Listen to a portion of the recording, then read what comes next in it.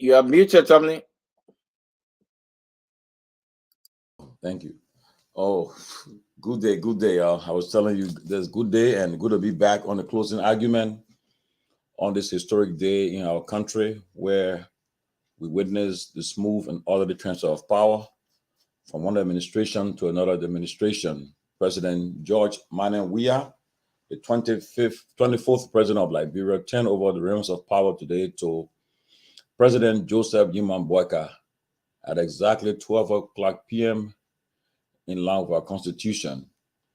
It was a historic day in our country, and we witnessed another, for the third time since the Civil War, the smooth and orderly transfer of power from one democratically elected president to another democratically elected president.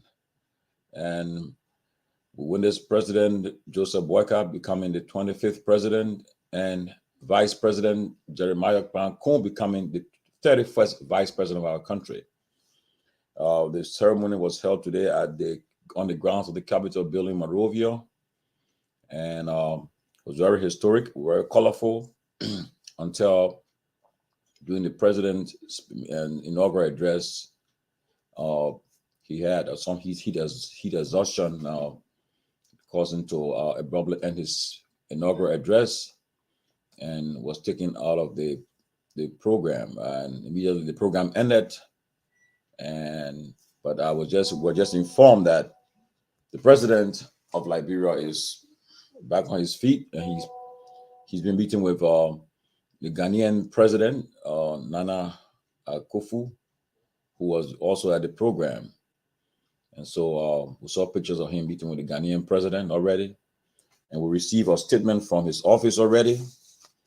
The statement was just sent out that says, the President of the Republic of Liberia, His Excellency Joseph Yuman Boyka, suffered heat exhaustion during the inaugural ceremonies today. His doctors have declared him perfectly fine. He has resumed his normal activities. He is expected to meet with the Ghanaian president and other dignitaries today. Signed by Charles Snyder. But Kev, it's good to see you back on the closing argument. And today is a historic day in our country. It's a big day. Inauguration day comes every 6 years, and it's a day that people uh, we see all our traditional people come around, and people from all walks of life come to witness such a historic occasion. Not many of us have witnessed such an occasion in our lifetime, but we witnessed the one from Samuel Doe to Taylor, and then Madam Salif and President Weah, and today witness President Boyka. But Kev, come in, man. What's your thoughts about the program today? Uh, Let me say hi to you, Tommy George, and our folks out there. Please share the show out there. We come on early today than our usual time because it's a historical day today in Liberia. So share the show out there, and so and let and have a good show and talk about then what happened today.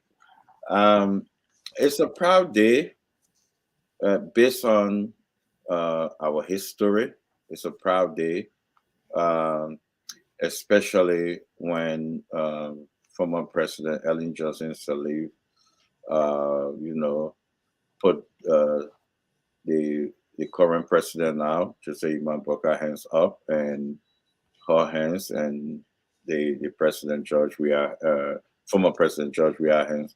It was a beautiful day to see compared to um, the way we actually select our president back then through the, the the guns. But it's a beautiful day to see. It was just, other stuff happened. I think we will get into that. But it's a beautiful day to see that we can we can disagree. Uh, you can choose your leader, and your we respect the choice of the people. That who you choose can represent you. So in that area, I think I I will give Liberia an A plus, and we compared to where we come from, you know. So I think it's a beautiful day to see that folks and I shooting each other. Yes, I agree with you. It was a beautiful occasion. Occasion was going well until during the president's inaugural address, and something happened for the first time we ever seen happen in our country history, especially when this inaugural program. But the good thing is that I spoke to the vice president already, and he told me that the president is well, and also the release from the president's office says that he's well, and I saw a picture of him meeting with the Ghanaian president earlier today, and we told that there will be more news coming from his office before the day ends. But again, we will not just ignore what happened today. It's important that we discuss it. For me personally, I believe that those who organized the program, they should have taken into consideration several factors. I'm sure they're aware of the weather condition and the age of the president. All should factor into it too. Because the last time, in fact, many people don't know, but long before the Civil War, President Tubman Talbot, the guy sworn in at the Centennial Memorial Pavilion. The last time I witnessed our inaugural program was in 1997 on August 2nd when President Charles Taylor was sworn in at the Centennial Memorial Pavilion. So with all of these situations, I think they should have focused on the Centennial Pavilion. Not everybody got to attend that program. There are other events held across the country. I think they should have thought about everything, factor into everything before they go on that brazen heat, and especially with the people that attend the program would have been more trouble because there are other older people around. The Ghanaian president is not a young man; he's an older man. We saw the former president was there, Madam Salif, and so forth. But it could have been worse. Who knows? With the heat that was around today. But for some reasons, people should really take it serious, and we really should really investigate why they went to that place today, why they did it. We're looking at all the situation because that's the president we're talking about. So and he was immediately sworn in. Right after he was sworn in, Chairman Ben, welcome. That occurred. So that's why I got everybody. I mean, it's all over international wires now. The BBC, the CNN, the American news, all carrying it on a news wire. In fact, I just saw a headline from I think Newsweek say the president had a stroke, which I don't want to believe because I saw him sitting with the Ghanaian president. I'm not a doctor, so I cannot say that, but I saw him with the Ghanaian president. So I believe he's what people are saying. I heard the speaker also was commented today that he's at his house and he was okay. He was well and so forth. But guys, that's where we are. What's your thoughts, guys, about what happened today on such a beautiful day, a great historic day in our country? Chairman Sevi, Keff Hassan. Oh, okay. And Kev going first? He was, yeah. Yeah, let that shake, man. Nice shake. Huh? Let that shake. Nice shake. Thank you. Thank you. Thank you. And another shake. I need one to back in, my man. Of course. But Kev, I told you I've been enjoying life since I was 17-year-old, man. I mean, another shake now. Wow.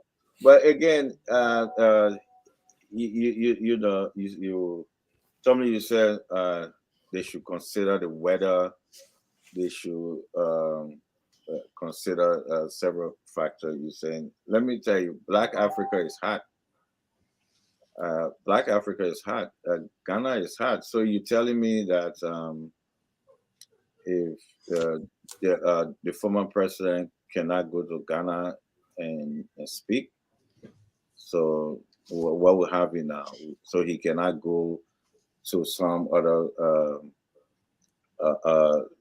African country, black and African country that is hard. So I don't think so. And by the way, Madam Ellen was there. She's a ageable woman. I stand to be corrected, Ben. But 2012, I think she did her speech under there, right? 2012, and that same era. Maybe it's not the exact location, but under the same heat.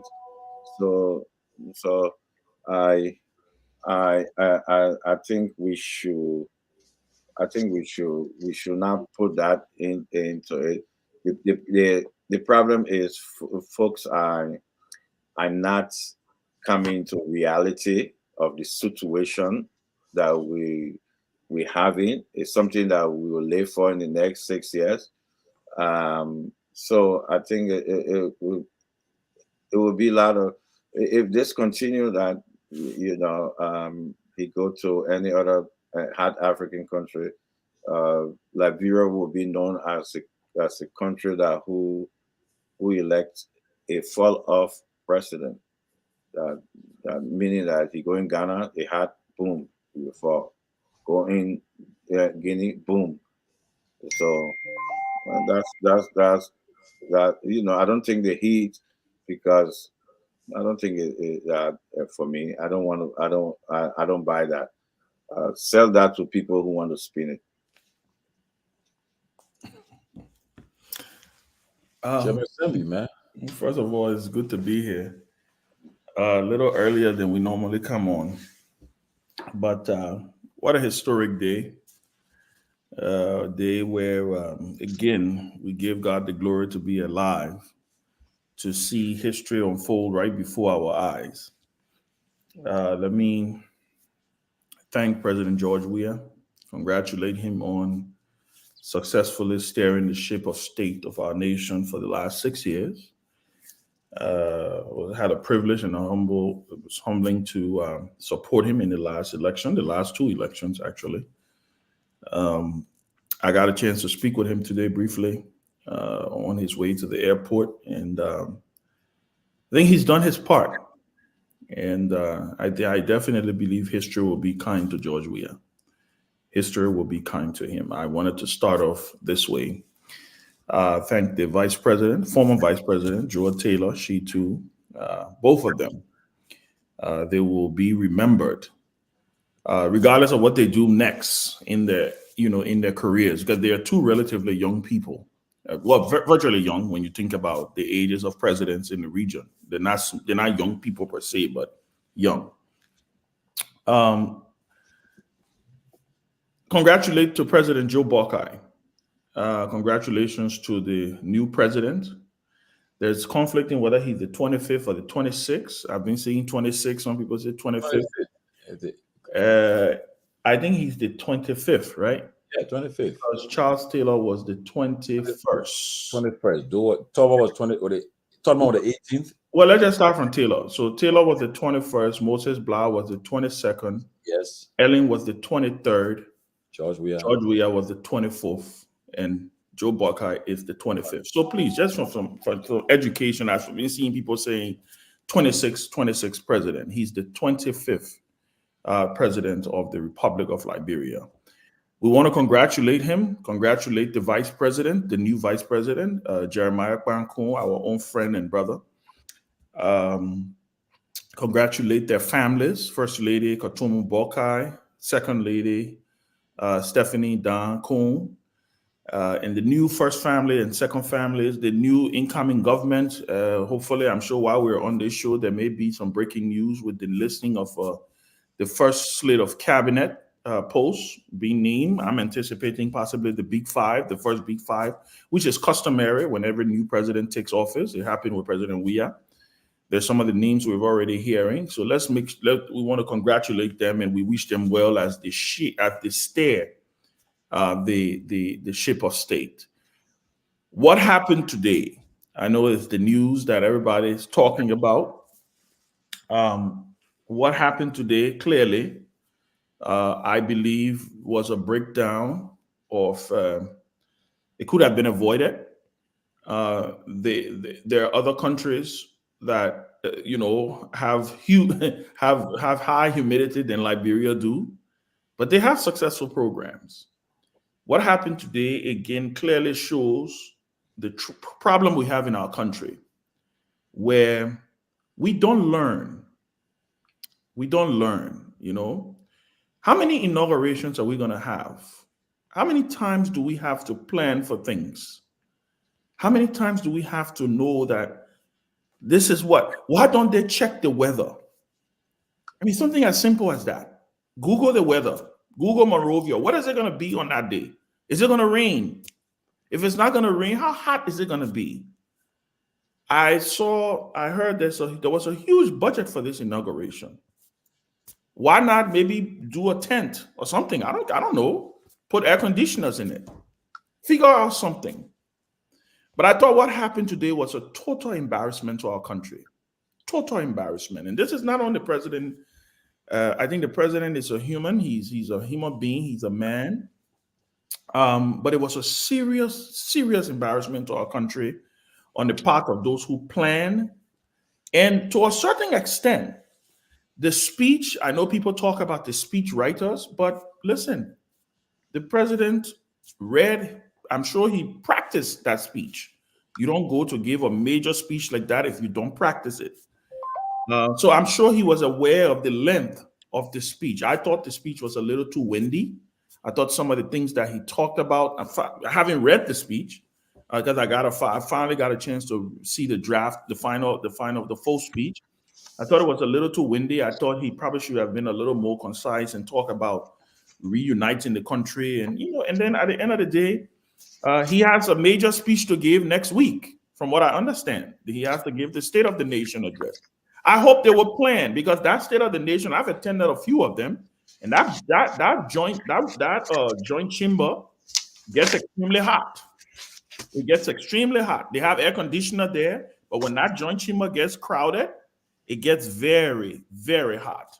I hope they take that into consideration. Now we have a president who is aged. He is up there in age. These things have to be taken into consideration now. So I thought it was a national embarrassment. I thought they could have avoided this. This was not it couldn't have been avoided. You have other people on that stage. If you know the president was going to be involved in, I heard somebody else say he was wearing bulletproof vests. Listen, all of those things for me are just excuses. I think some heads should roll here in any civilized or serious country. Those who are responsible should be made to answer this, because don't get this wrong. It could have been much worse today. We could have been having probably another conversation today if, one, God was not on our side, and two, that security officer who was standing behind the president, who noticed him, who moved immediately to stand behind him, to hand him a bottle of water, to start to fan him. It could have been worse today. So this is not something you take for granted. Joe Boyka is just not your ordinary Uncle Joe anymore. He is now a national security and a state asset. So everything about his well-being has to be taken into serious consideration. But I will stop there, because I know we're going to go more into the conversation. But I thought it was a national embarrassment. It was something that could have been avoided. The amount of money spent on this inauguration, they should have planned well. They should have put all of those things in place. And I think also the president should have been cognizant of his state, his well-being. And maybe the speech was a little, and I feel the speech was a little too long, and I think it was a little too windy. So he probably should have also thought about that. But overall, we gave God the glory that we saw a seamless and a peaceful transition today, and our country today turned the page, and we hit another milestone. Yes, today's inauguration day in Liberia. I want to welcome the Reverend Dr. Henry Peabody, Dean Minister of the Gospel of God, and a humanitarian who extend his work through Africa and especially Liberia. The Peabody, welcome, man. Good to be here, Kat. Good to be here, Tomalin. Thank you on this inauguration day. Good to be here. Talking about the speech, I looked at the speech for the president, the president of Liberia. It's 23 pages. 23 pages. I don't know who wrote that speech, but I don't think, like Ben said, the president is speaking next Monday. in line with the Constitution to give his State of the Nation address, his first State of the Nation address, where he would give us, he would tell the Liberian people where George Weah left the country, where he inheriting, and his agenda for the year. He'll be telling us in that speech next week. That's one is much longer than the inaugural address. Usually, inaugural address is usually people use it to just get a vision and thank everyone and get a vision of where they want to take the country. So, but 23 and pages of speech. I mean, pages. I don't think it was fair to him who did it. They talk about it, especially they talking about historical context and all kinds of stuff. I think she was just give the woman a speech that he would just deliver, and then he prepared for his State of the Nation address next week, Monday.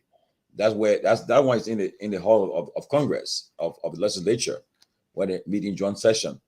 And I just thought that it was but like Ben said, it was a national embarrassment. Again, we all know that there's health can happen, anything can happen, but to know that they were going in the sun and looking all of that condition, especially even before the president started to feel the heat. There were times that you notice, in fact, for one point in time, he needed water to drink. I mean, and all these things they should just, and then even giving fair him, whatever the case. But what it did to that program, I don't think it was fair to him and fair to the country. But again, that's Liberia. We have a president now, or newly inaugurated president, and the work goes on. When we've spoken to those around him, like I said, we talked to the vice president, and they said he's well. And also I don't know which position Mr. Snyder will be, but he sent the press release off. The release thing, where he said the president of the Republic of Liberia, His Excellency Joseph Newman Boakai, suffered heat exhaustion during the inaugural ceremonies today. His doctors have declared him perfectly fine. He has resumed his normal activities. He is expected to meet with the Ghanaian president and other dignitaries today. Signed by Charles Snyder. But I think he already met the Ghanaian president already. We saw pictures of him. I don't know if you guys can put it up later on. I don't know, but Peabody, that's where we are. There was a beautiful program today. Again, congratulate the president on his inauguration, the vice president, and we want to wish them the best as they have steered the state of affairs of Liberia for the next 6 years. But with all that, Peabody, you all witnessed it live. What's your thought? Yeah, I think today was another history making for our country, and I think every Liberian should be proud of Liberia and the transition that we've taken. It's not very, very common in West Africa. We've seen a lot of coup d'etat in the recently. We see Guinea, we see Mali, I believe Burkina Faso, and some other countries.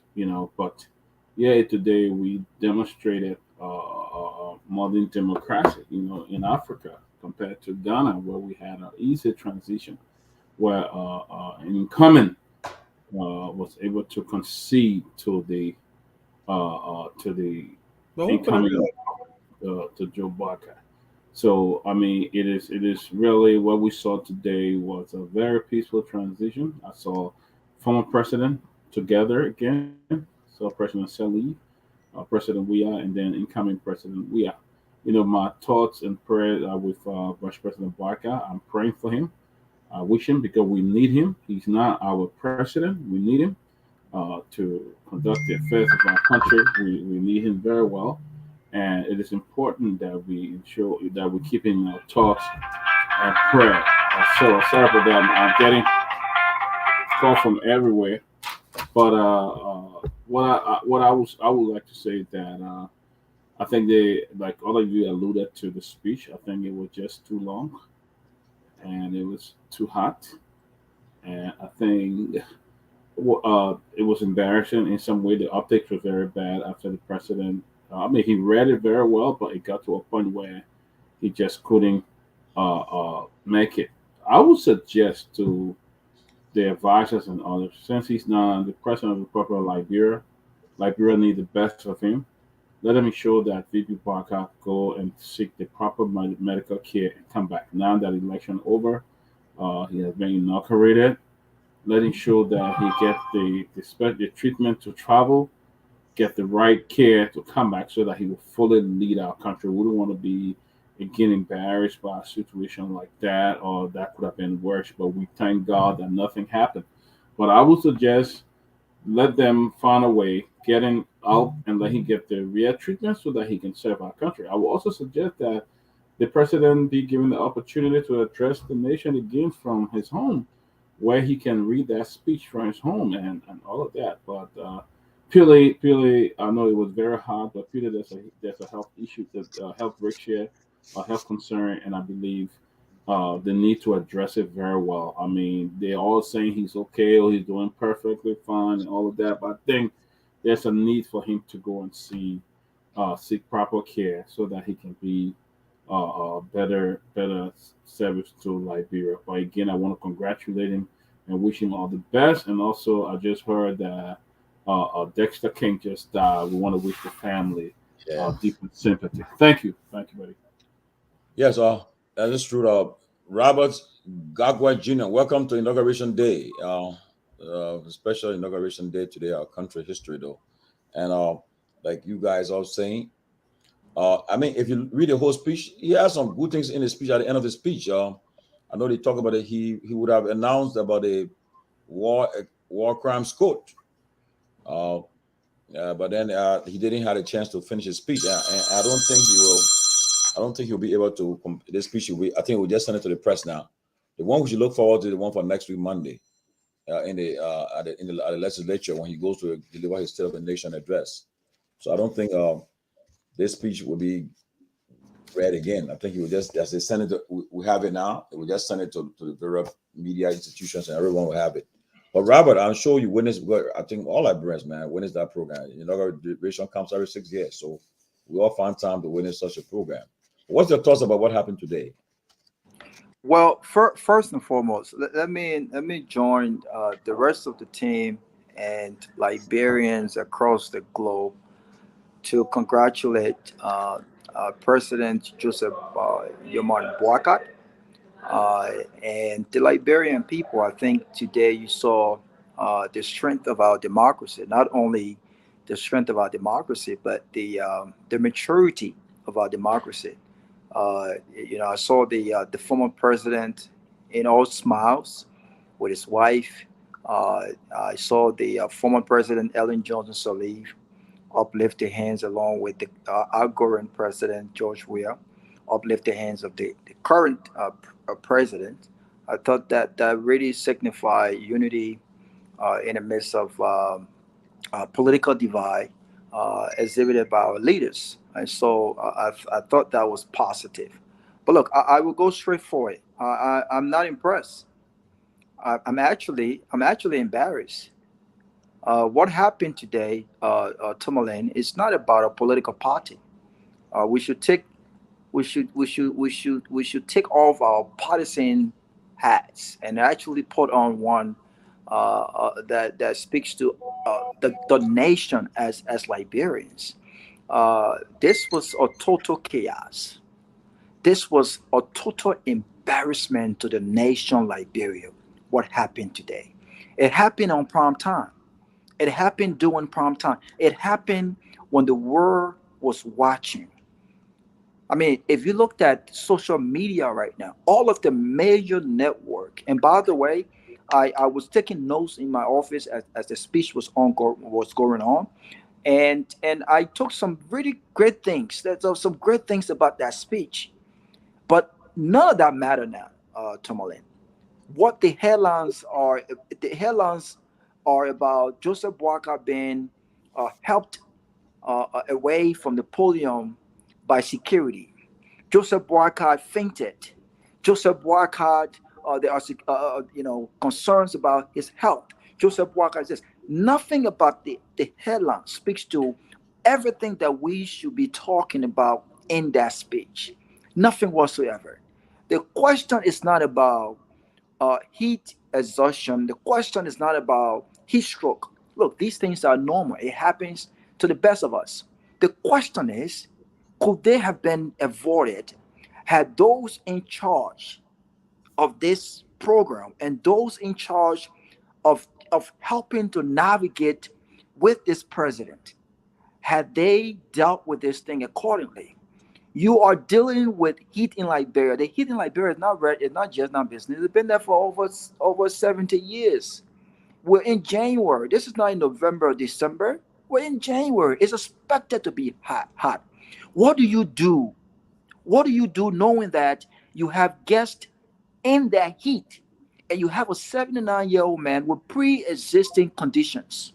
What do you do to mitigate? What do you do to avoid these kinds of things from happening? There was not a single fan in that place. You put people in the streets. Even there were even the carnivals that they have over there. I mean, there was nothing, not a single fan. I expect that fan to be all across that place. I expected them to build this carnival over the president, put a fan right there, and they should have had cold water right by him. They should have had a cold tower soaked in ice to cool him off. None of that was happening. They didn't have water to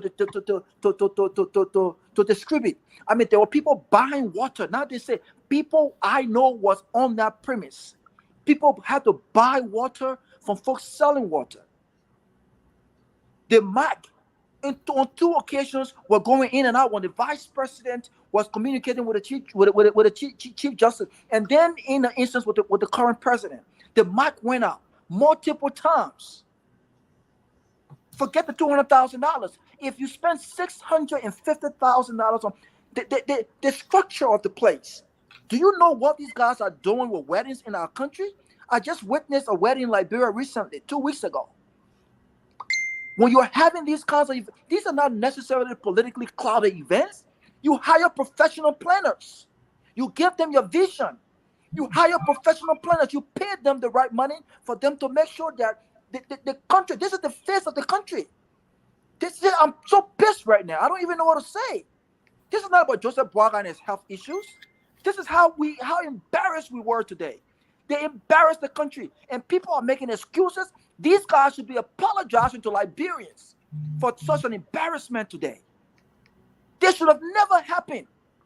But I'll let the other guys come in. But if you ask for my thoughts today, this is a bad day. The unity parted, and its folks failed on day one. They failed on day one. You know, they should be apologizing to the nation. Just to add to what Robert said, we did not hear the president taking the oath of office. The mark went off. In fact, you just took it out of my mouth. Yes. I mean, I don't. And like you said, Peabody, you're right. I mean, how many inaugurations are we going to have? And these are supposed to be the people who are more competent than the people who left.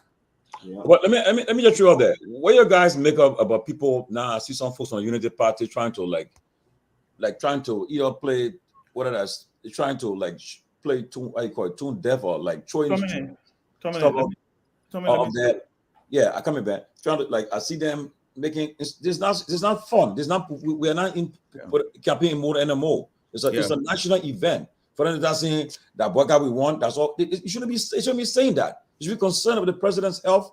Is about leading 5 million people, and they are there throwing these talks. I don't think it's fair to the country and the people. What do you guys think about that, Ben? And let me say this. First of all, I'm not going to dignify any. I don't know. I don't want to use a word here, but it's okay. I'm not going to dignify that because, like I've always said, and I will continue to say this. A lot of people take these things for granted, right? That place was a national security hazard today. Absolutely. You have foreign head of states in that place. Do you know how old the president of Ghana is? He's almost 80 also. President Nana Akufo-Addo is not a young man. He's almost 80. You had former President Ellen Johnson Sirleaf, who is what, 85, I think? 83, 85, her age? Like you said, there was not a single fan in sight. But yet and still, we had a budget of $650,000 for this inauguration. It was headed by Miata Fambule, who has something to say about everybody. Everybody. She's they're the moral, they're the ones who know what to do in Liberia. Today, they embarrass the country. They embarrass the country, And if I was President Boakai,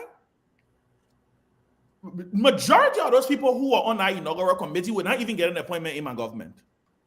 Because it just tells you what exactly the level of competence they will bring to governing the country. They almost, and let me say this, they almost killed our president today. They almost did. Yes. Because of negligence, because of incompetence, because of arrogance, and for them to come on the air or to come on social media and try to spin it again. That's the most disgusting part. Trying to spin it. Trying to spin it. Joe Buckeye is not Joe Buckeye is no longer your rescue power. But Ben, guys, I would take a different. But can I finish my thought, please? Can I finish my thought? Thank you. Okay, go ahead. Joe Buckeye is no longer your rescue power. He's no longer your rescue one. Okay, and I will say this. I thought it was disgraceful, like you said, Robert. I think heads needs to roll here. I see somebody writing say the program was planned by the outgoing government. It's a freaking lie. Don't lie. It was not planned by the outgoing government. The outgoing government provided the funding. They had an inaugural committee. The Joint Presidential Transition Task Force, team did not plan this program. This program was planned by the inaugural committee.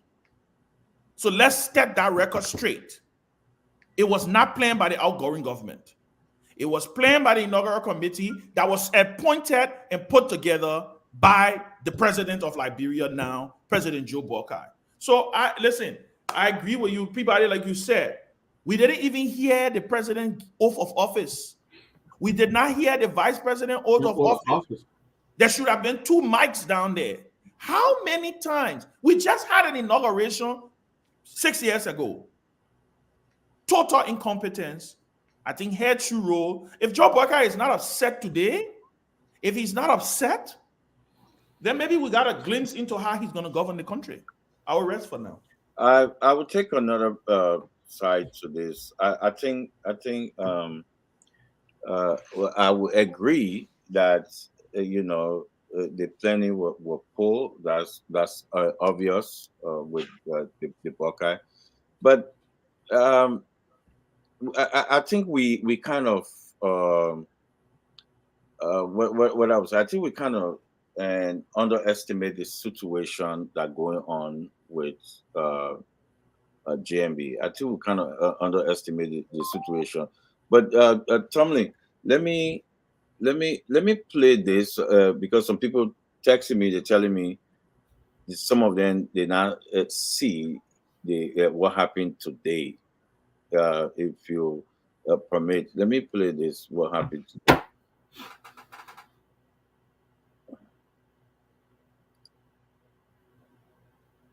Okay, studio. Can you guys play? Okay, that's frozen. Can you guys play? Okay.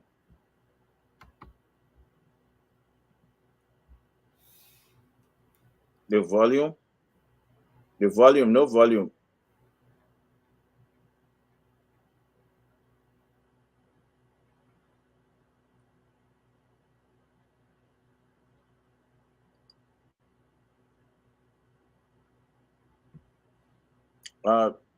Studio, no volume. If no volume, you can take it down. If no volume.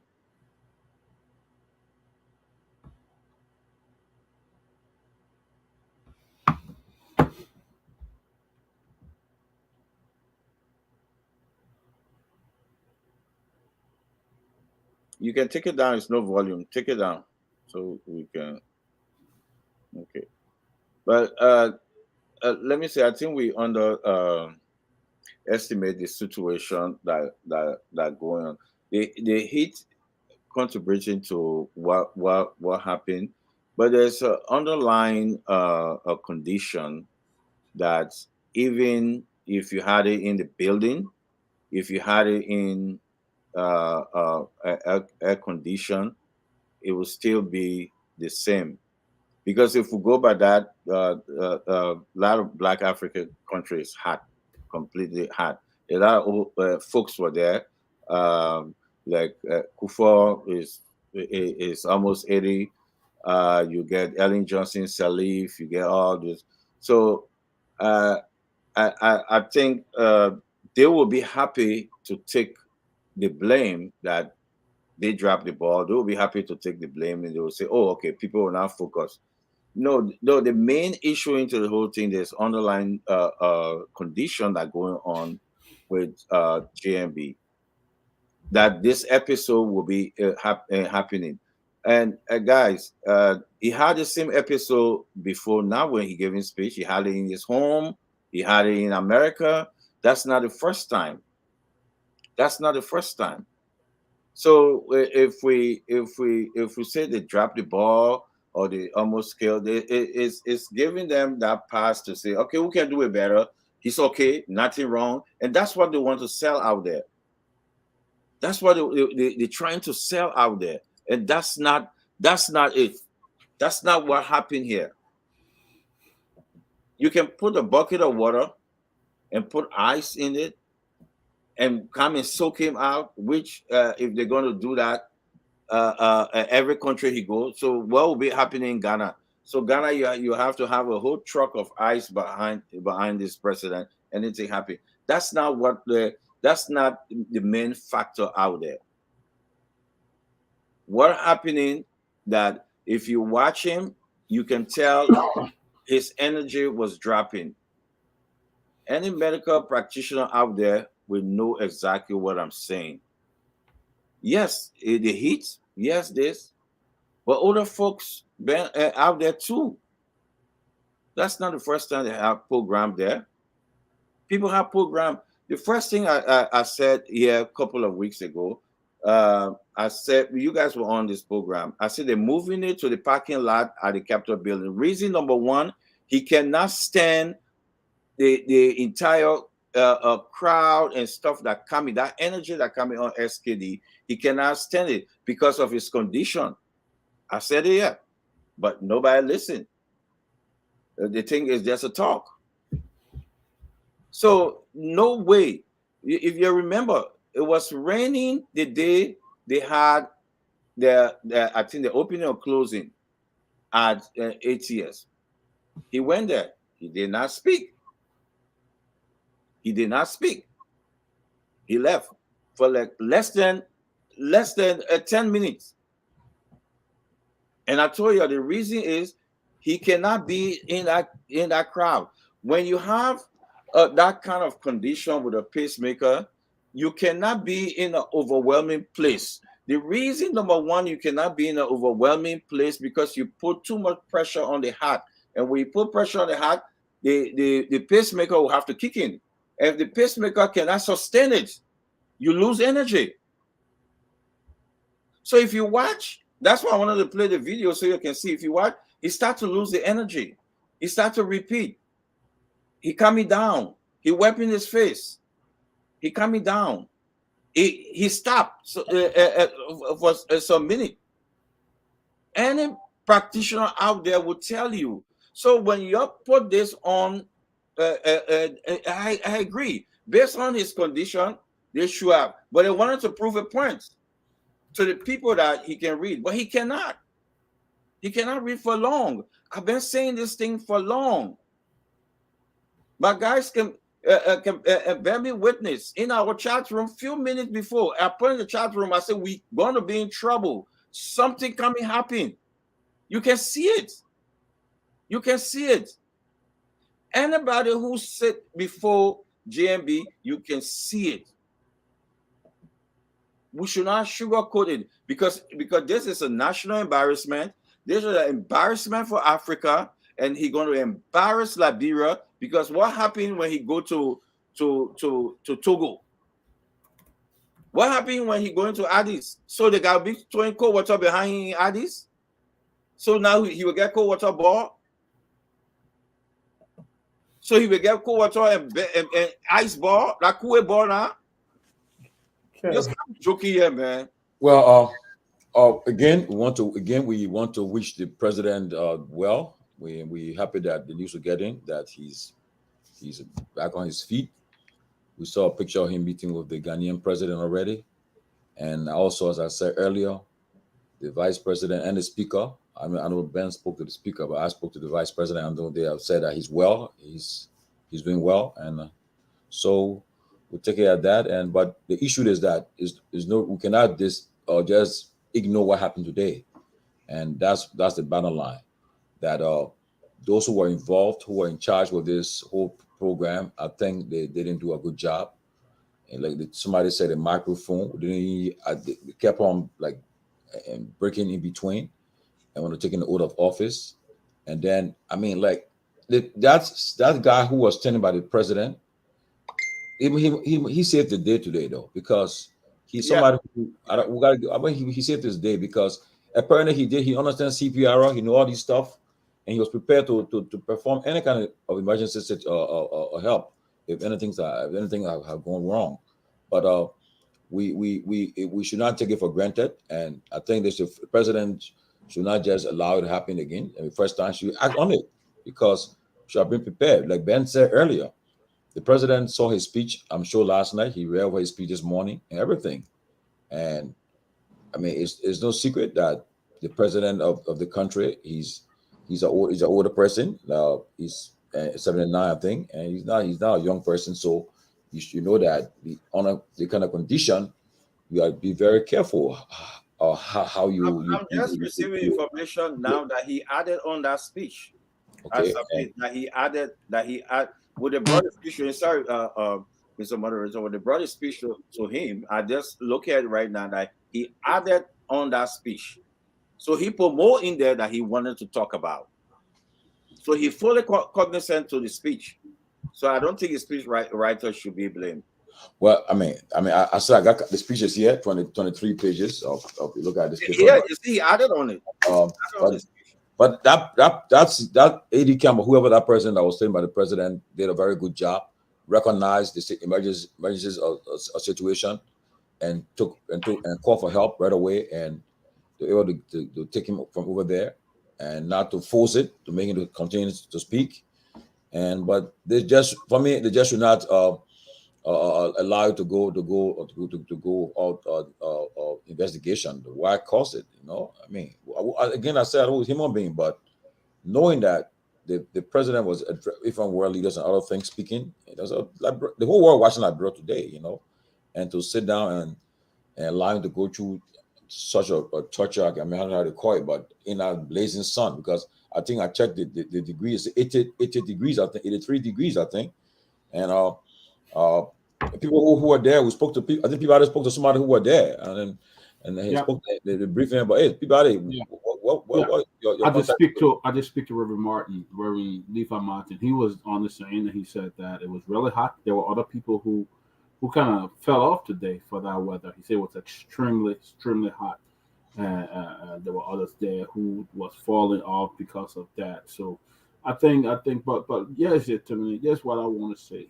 I think it's important that the president seek further medical attention, because he has a very huge responsibility. Yes, he would travel. He's going to the OU. He's speaking to the legislature next week. He's traveling other countries that he will have to speak and deal with even bigger crowd than that. I think it is important that the president now, after the inauguration, thank God he was inaugurated today, that he go and seek further treatment and get the kind of help he needs before and come back, and then he'll be able to discharge his function fully. But here again, going back to that inauguration ceremony, I think it was really disgrace. It was really embarrassing for a country. You can't even buy a public address system, a very good public address system where you have presidents from different countries sitting.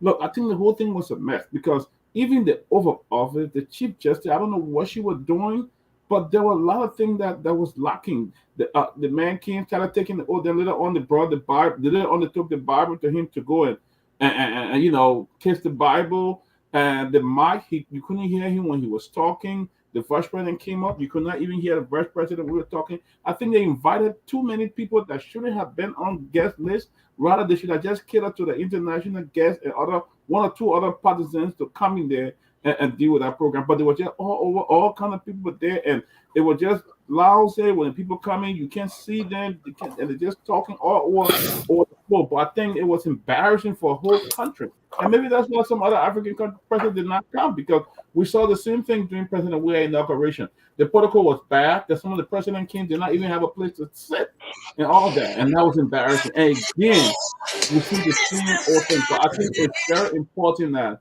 the president go and let him take him that he seek follow medical care so that he will be strong and healthy in mind and body to lead the country. But what we saw today, it was very scary, very very scary. And I think that in many what was intended to be a time of celebration, of rejoicing, the military, the 21 gun salutes and inspection. Really, everything didn't turn out the way it should be today. You know, so I think what if the president had not taken the oath of office before that? Tell me what was going to happen. Why had not taken the oath? What was going to happen today? So I think it is important. I think they need to audit those who they gave $650,000 to prepare for 1 day program, and we saw a whole mess. I mean, the people who did the PA system thing, they were a complete mess. That was so shameful that they had to take the speaker mic and bring it to the Supreme Court justice. I mean, all of that was a mess. So I think, I mean, they embarrassed the president today, but we thank God that nothing bad happened. We just got to keep in our prayer so that he will, be able to lead fully. But somebody made the remark today. I want to say this. He said, "Look, man, we just got to pray for our president." He said, "From what I saw today, we got to pray for our president." So I'm just quoting. Well, Liberia is a prayerful nation. It's a nation it's a prayerful nation. So I'm sure people are praying for the president and the new leadership. We have a brand new leadership in Liberia now. The president Joseph Boyka, the vice president Jeremiah Kun, the speaker Fonati Kofa, the president pro tem Yobli Kanga Lawrence. They are the one who, and then the chief justice Say Nyenwolo. They are the one who leading our country now. But Lofa Julius, man, I'm sure you watched that program today. Happy Inauguration Day. It's a good day to be a Liberian today, and on a day that we cherish every 6 years. I mean, many countries don't experience this kind of a day, though. Where they have a peaceful and orderly transfer of power. And President Weah, by way he's left the country.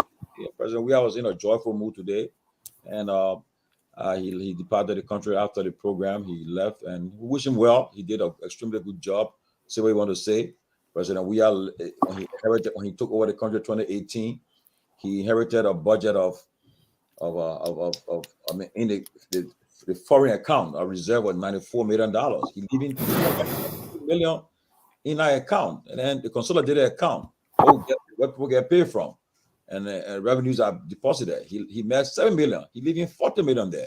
I mean, I would give the guy his flowers while he's alive. Well, Lofa, what are your thoughts about the program today? Great to be back on here, guys. Happy Inauguration Day. I don't know how many of us really want to say happy the way it ended. And again, it was very shameful. I apologize for the late appearance here tonight. As you can see, I'm still on the farm, so I'm just trying to make sure that the birds don't eat the rice. But today's program was very embarrassing. I did not get to see the entire thing. I was kind of skimming here and there because unfortunately I was in and out of meeting. I was really hoping that today would have been one of the slowest day of my life at work. Unfortunately, that was not the case. Nevertheless, I was opportune to have watched clips of it. And the most embarrassing thing that we all attempted to prevent is what we experienced today in this entire inaugural process. It was very embarrassing. Sometimes, Tomalin, one must be honest to themselves. All right. You just have to face it up front. I think Ben had made this statement times without numbers. Governance is far different from campaign. And we attempted to alert the folks on the other side, Unity Party, to say, look, guys, you won the election. Put yourself in governance mode. Get yourself out of the campaign mode. That's something that even the president attempted to speak of today. What I read here, this speech right here, it had a lot of substance to it. But you know what? All of that just fell in the mud. Now, it would take you, myself, and several other Liberians to go back and review these things and say, you know what? He attempted to bring something of substance for the discussion. He spoke of reconciliation, something I really wanted to hear him speak of. He spoke of reconciliation. He in his reconciliatory statement, he said, I will be the president of every Liberian. Okay. He's telling us, telling his partisan, get out of the partisan mode. Let us now focus on governing the state. He gave us some historical references as to how divided we are and the position we play in history, not only in Africa. But you know what? Today, I had to speak to one of my techs, okay, who followed the entire, he followed the program. He came in my office. He was like, "Did you know that your president almost died?" I was like, "No, that's not. He did not die. It was heat stroke." Okay, so I'm here trying to convince this young man. Okay, I was like, "No, it's not. It's not. He did not die. Almost died. It was just heat stroke, and you know he's an older person." But did we not warn the United Party about this kind of things? Did we not warn them as to why it was important for people to question the health of the president? Did we not advise why it was important that he seek the needed medical attention? Because all of these things were going to play in. The poor planning. You're telling me those who planned the event did not know how hot it would have been? They did not check the weather? They self proclaimed educated, sophisticated people. You're planning a program. You did not check the weather forecast so that you know as to what is going to rain. And in the incident it rains, you have something to prevent anything else. The heat. You're telling me they could not provide portable fans, and all the things around there. They couldn't do that. But these are the just the level of deception. Okay, they present this whole flamboyant idea that they are sophisticated, they are overly educated, but when it comes to implementation, this is where a lot of us fall short. Anybody can sit and say, I am overly educated. Anybody can sit and say, I can write 25, 30 pages. But when it comes to implementation, that's where a lot of us fall short. And in this case today, the first day in office, the very first day of the president's office term, he fell flat on his face. A lot of people may want to say, let us look at other aspects of it, but we have already embarrassed ourselves. We have disgraced ourselves to the word. What do we do to bounce back from here? Are they not going to sit and listen to suggestions from others like you and myself who come with no bad intention? Nothing personal. It's just that we all stand for the best for Mama Liberia. And in that regard, we must say the truth and nothing but the truth. And we warn these individuals. They were forewarned, but they chose not to do it. They wanted to be a bunch of sycophants. And in that, they embarrassed all of us. And today, we will have to sit here to justify their poor planning, okay? Underperformance, embarrassment. And I don't expect anything more but worse than what we expect, what we saw today, because it's only going to get worse. I doubt it's going to get any better. Thank you. Wow, Chairman Sanvee. I mean, I seen the president meeting with I seen pictures of it. I hope you can put that video up, meeting with the Ghanaian president now. But Chairman Sanvee, what do you think going to happen next? I know we expect a yes on appointments today. We expect the first few appointments like the Minister of Foreign Affairs, Justice, Defense, Internal Affairs, Presidential Affairs, Finance, and yeah, that's the first few ministers we hear being appointed tonight. Hopefully, we'll get to know why we on the show. As I'm told that my sources tell me that we should hear breaking news coming from the president's office in a moment from now. So we are working our phone lines to get the first appointments sent to the Senate for confirmation. But Chairman, you someone who been in all of these things before. You were there for we saw you there for when President Salif took over, President Weah took over, and then coming from a young background where I would tell people I was there when this man became a new youth advisor. I was there at that All Liberian Conference in '98. We all were there on the auspices of the Liberian National Student Union. We all were there when Ben Sanvee became the youth advisor to President Taylor, the first one in our country. I don't know why other presidents do not have a youth advisor since that time. But it's important, though, especially to talk to our young people, get our young people involved. But hopefully, this president will get a youth advisor. We don't know. But Ben, what's your thoughts, man? As what's right now? We'll recommend Keff as the youth advisor to President Buckeye. Fire in the scene night. But let me say this. Yes, you are right, Tomalin. We're working the lines here. I myself have been on text messages. Any moment from now, the president will be making his first set of nominations to the Liberian Senate. That includes Minister of Finance, Minister of Foreign Affairs, Minister of State, I think Justice, from what I understand here, National Security Advisor, Chief of Protocol, Executive Mansion, Chief of Protocol, Republic of Liberia. I'm reading the message that I just received. Inspector General of the National Police Force, Deputy Inspector General of the National Police Force, Head of the Executive Protection Services. These are the names that we should be hearing, and possibly more. It has been reported that Joe Buckeye has already decided who he wants to go with, how he wants to go about running his government. But I do want to talk, and so we're watching. We don't want to preempt. I have some names already. I'm not going to preempt. I think we're going to give the president some respect. Let him put out his name. There will be ample time for us to go into these people's records and find out whether they are, whether they are worthy of being confirmed by the Liberian Senate. One of the things that I'm excited about is that I'm hearing from folks, senators, who are heading these sector committees, that this is not going to be business as usual. You're going to see a very open and robust confirmation hearing on all of these nominees. So we wait to hear the results. I hear that the traffic on the Executive Mansion website right now is at the highest than it's ever been. I think everybody's watching and just waiting for this announcement to come out. So we will wait to hear who will make the list, who will go ahead and make the list. But what I want to talk about also, and Tomalin, you rightly said, is what I like to call the storm that is coming ahead. People are not paying attention to this. And they say, Liberians, when you want telling something, when you want to hide something from there, put it in writing, right? That's what it's a Liberian, but we love reading. We love people to do the work for us. But I put something on my page today, an excerpt from the president's speech.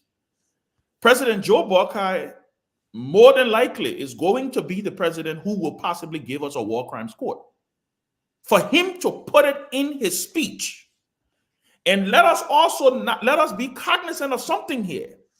And I said this before, and people took it for granted.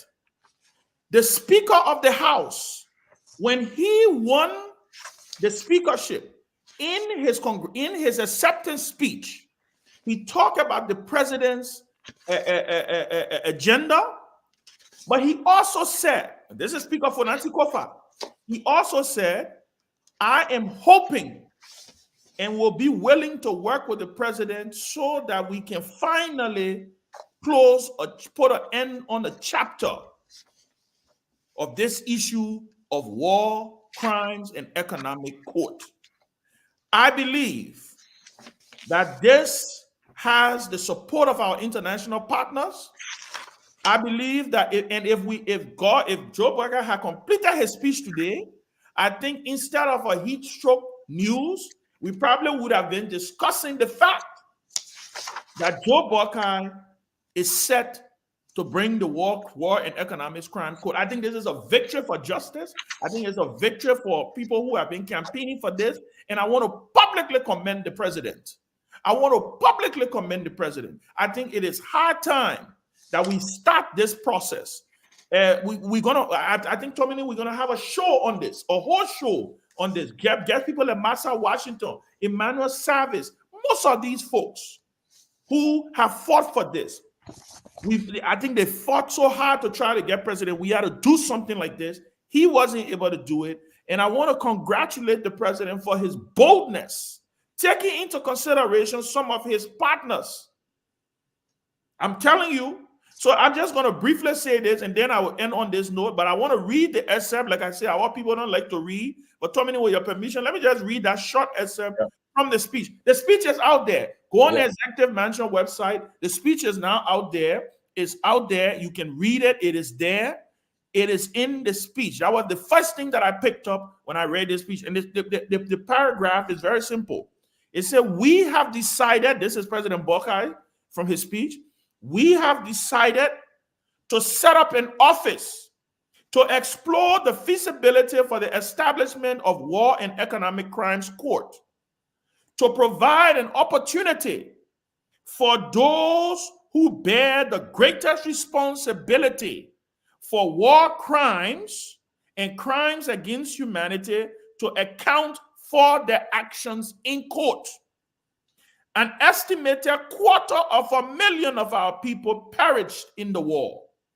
We cannot forever remain unmoved by this searing national tragedy without closure. We shall seek advice and assistance from the Office of the United Nations Secretary General to ensure that the court, if found feasible, will be in compliance with higher standards of similar courts everywhere. The legislature will have its say appropriately in this matter in order to avoid any appearance of vendetta or witch hunt. This is big. This is big. People are taking this thing for joke. This thing will ruffle a lot of feathers, but I think Joe Boakai has made a decision that he is not running for re-election. He has nothing to lose. He's going to take this thing by the bullhorn, and I can announce publicly that President Joe Boakai, you have my 100,000 wherever number support. I think it's hard time that this issue be brought to the floor and our people get an opportunity to see justice. And those who are masquerading around, claiming to be the moral voices of our country and have blood on their hands, can now answer finally for the things that they did to our people. So I'm telling you, this was a powerful speech, by the way. If you read the whole speech, it was a powerful speech, but I think it just been overshadowed by what happened today. But we can clearly say that Joe Boakai has put it on the record, and I think he probably will expand on it more in his State of the Nation address. Good, and also he in that same speech on a short passage, he talked about corruption. He said corruption is a menace and a drawback. Commitment to the application of the rule of law. Therefore, we will be essential in the fight against corruption, as halting the tide of public corruption is an important part of our development agenda for the transformation of our country. We must accordingly reset the fight against corruption and impunity to demonstrate firmness and resolve. Well, the president is saying that he will fight corruption. He's going to show that culture of impunity or corruption will end on his watch. We're going to see what happens. But Ben, Kev, let me come to you quickly. Talking about this war crimes code, Ben, maybe you can chime into, because who are the characters? Are they going to be acting upon the report from the TRC, or where would it be acting from? Because if that's a TRC report, you're talking about the former president also in that report. What are they going? He going to go after her too, or the MDRO that was the cause of the election? His vice president come from the MDRO, and Senator Prince Johnson. He one of those who don't hear about war crime code. He said anytime they don't saw him, they don't just shout war crimes code. And I'm sure what he heard today, I don't think he left from that inauguration happy. He wasn't a happy person. He didn't get a year about it though. But the president didn't address it. But I'm sure by now he knows about this, about in the president's speech that you put in corruption. War crimes code. So what do you think happened? Well, let me say this. I'm 150% behind JMB based on this piece in his statement. I think he's on the money. He's brilliant. Ben read it. I think every loving Liberian who cares about our country should be behind JMB based on the World Crime Code. I support him on that. I will support him on that. I will be his partner on that, and I will every day I will talk about it. We can't wait to see it. You asked a question about who are the the people that they're supposed to be on that. I would say this. Prince Johnson number one. Prince Johnson number one. No way that Prince Johnson should be walking around Liberia. No way that Prince Johnson should be deciding who will win election. No way. No way. And I'm glad that JMB is looking in the face of uh, um, Prince Johnson and say, "You murder our people. You will be responsible uh, uh, for this." So I believe, and Ben, I agree with you that we need a whole show, probably sometime next week. That we will call. Massa Washington, which she part of the TRC, play a key role on the TRC. That we're gonna be reaching out to her. I think my brother Lofa here will reach out to her, and also Emmanuel Savage. I think Lofa is in contact with him too. He will reach out to those folks. We will have a whole show, and everybody, all of us will be behind GMB, and some of us will send personal message and thank him for that particular piece on his speech, that we should be behind it, because we have to change. There's no way that Prince Johnson is supposed to be deciding who win the election. No way that Prince Johnson will be selling the vote of Nimba to places, going there to vote for. I will give you Nimba if you give me days. You don't give me days, I will not be with you. So we have to change that.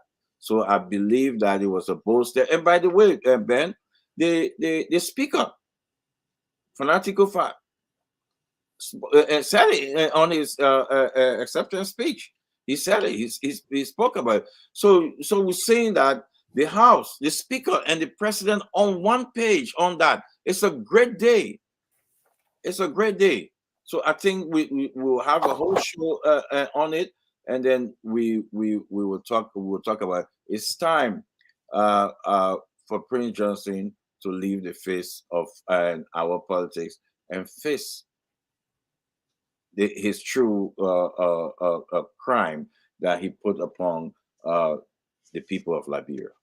Lofa, just you put that video a few minutes ago. The Ghanaian president arrived at the president's house, and we just see Here, let me. for the first time since the president was taken from the inaugural podium. Let the guy in the studio try. Or Tomalin, I'm not at home. Like I said, I'm in the office, so I can't. Yeah. Okay. I'm limited as to what I can do, especially where I'm joining from. Okay. Yeah. That's how the guy in the studio should be able to do it. Let's see, Henry can try to do that. I think he did it all the time. But Lofa, what are your thoughts on this war crimes court thing? I mean, what are you? I mean, you've been a strong. Yeah. Then as a matter of fact, like I said, I did not listen to the entire speech, but again, I read through it, and I'm still reading through it for the fact that just hearing the idea to have the war crimes court implemented. Look, if no one ever supported anything Honorable Boycott have done or said throughout this entire process, I think this one right here, like you rightfully said, and I hate for us to all sound like choir, but I think this should heavily be supported and it should be highlighted for the mere fact that this is what Liberians want: justice and accountability. If nothing else is done in Liberia, this in itself will leave behind that legacy, something that Madam Salif couldn't do, something that President Weah failed to do. He is coming to get it done because he promised the people. That in itself, it speaks volume. And I must admit to you, I'm excited. As a matter of fact, I spoke to Yesindi, I think 3 days ago, and I asked her if she would come on along with Sis Massa Washington, so that we can speak on the issue of the establishment of the War and Economic Crimes Court in preparation for our rally in April, as we spoke about earlier last week. But like I said, if we shouldn't have to twist the arms of Honorable Boycott to make sure that the War Crimes Court is implemented, then some of us will celebrate him. Okay, we will appreciate him for doing that. And I'm pretty sure thousands of Liberians following this podcast today are celebrating. They are excited that at least we are fast approaching justice and accountability in Liberia. So I'm really excited, and I cannot wait to the day when we should have people signing, those documents and telling us, yes, justice for all and justice for those victims of war crimes. And I think something, Tomalin, something that Kev also highlighted, and I think I said it before, which is true. This is the first time, and we heard from both the speaker and the president on this issue. They're the two most important people when it comes to this issue, right? Let's understand we have a bicameral legislature.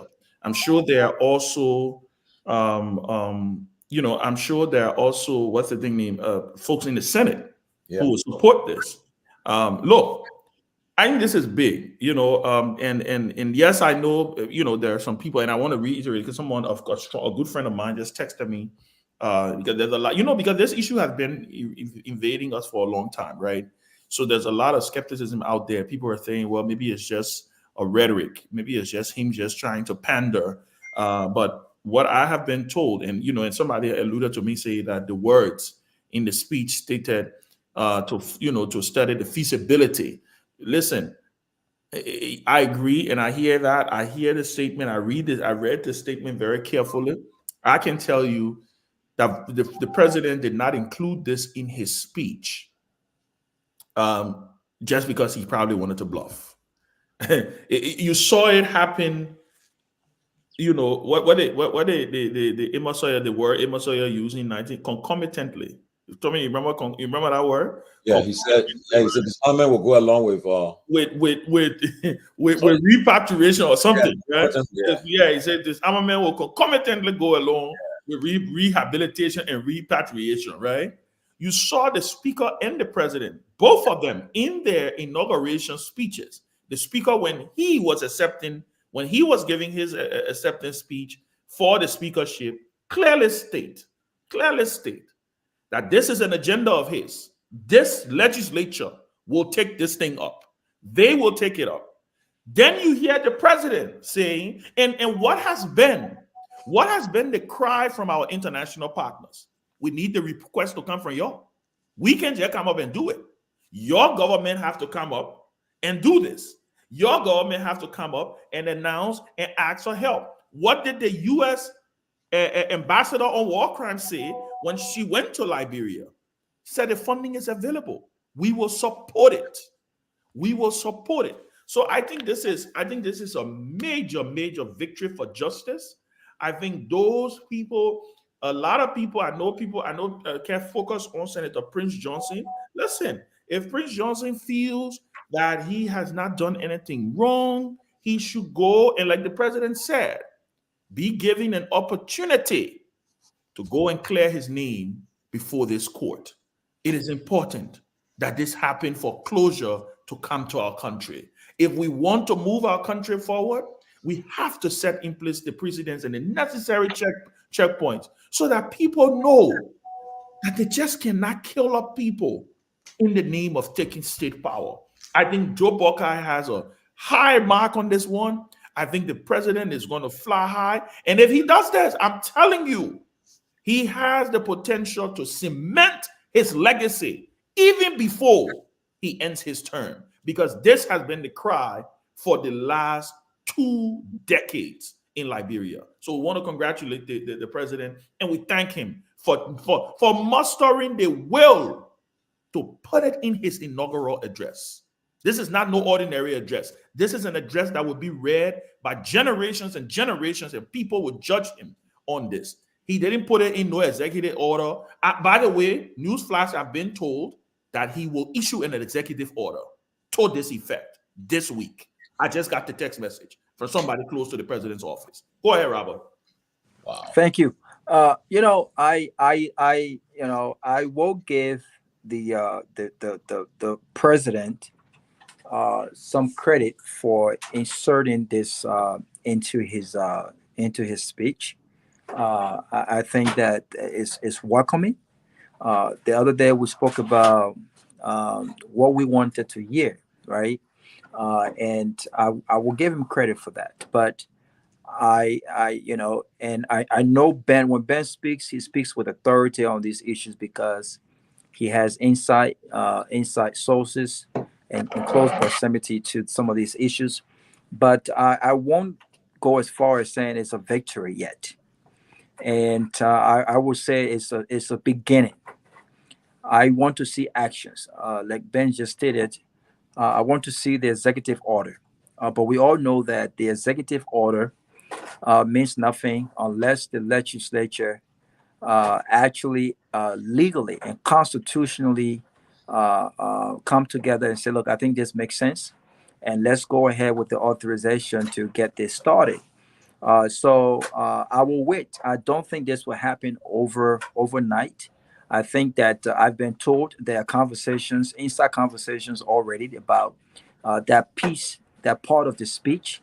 Of course, there are people within the Unity Party who did not support that, who did not prefer to have that in there, and so we'll wait and see. But I wanted to go back to something Ben said previously when we spoke about what happened today. And this is very scary.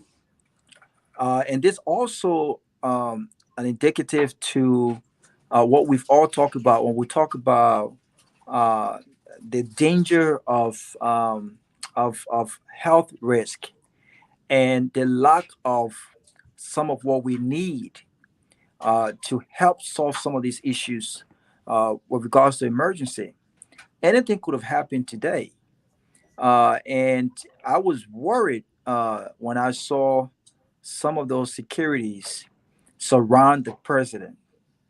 There is a guy already affected by heat stroke, and when he needs air, you got people surround him.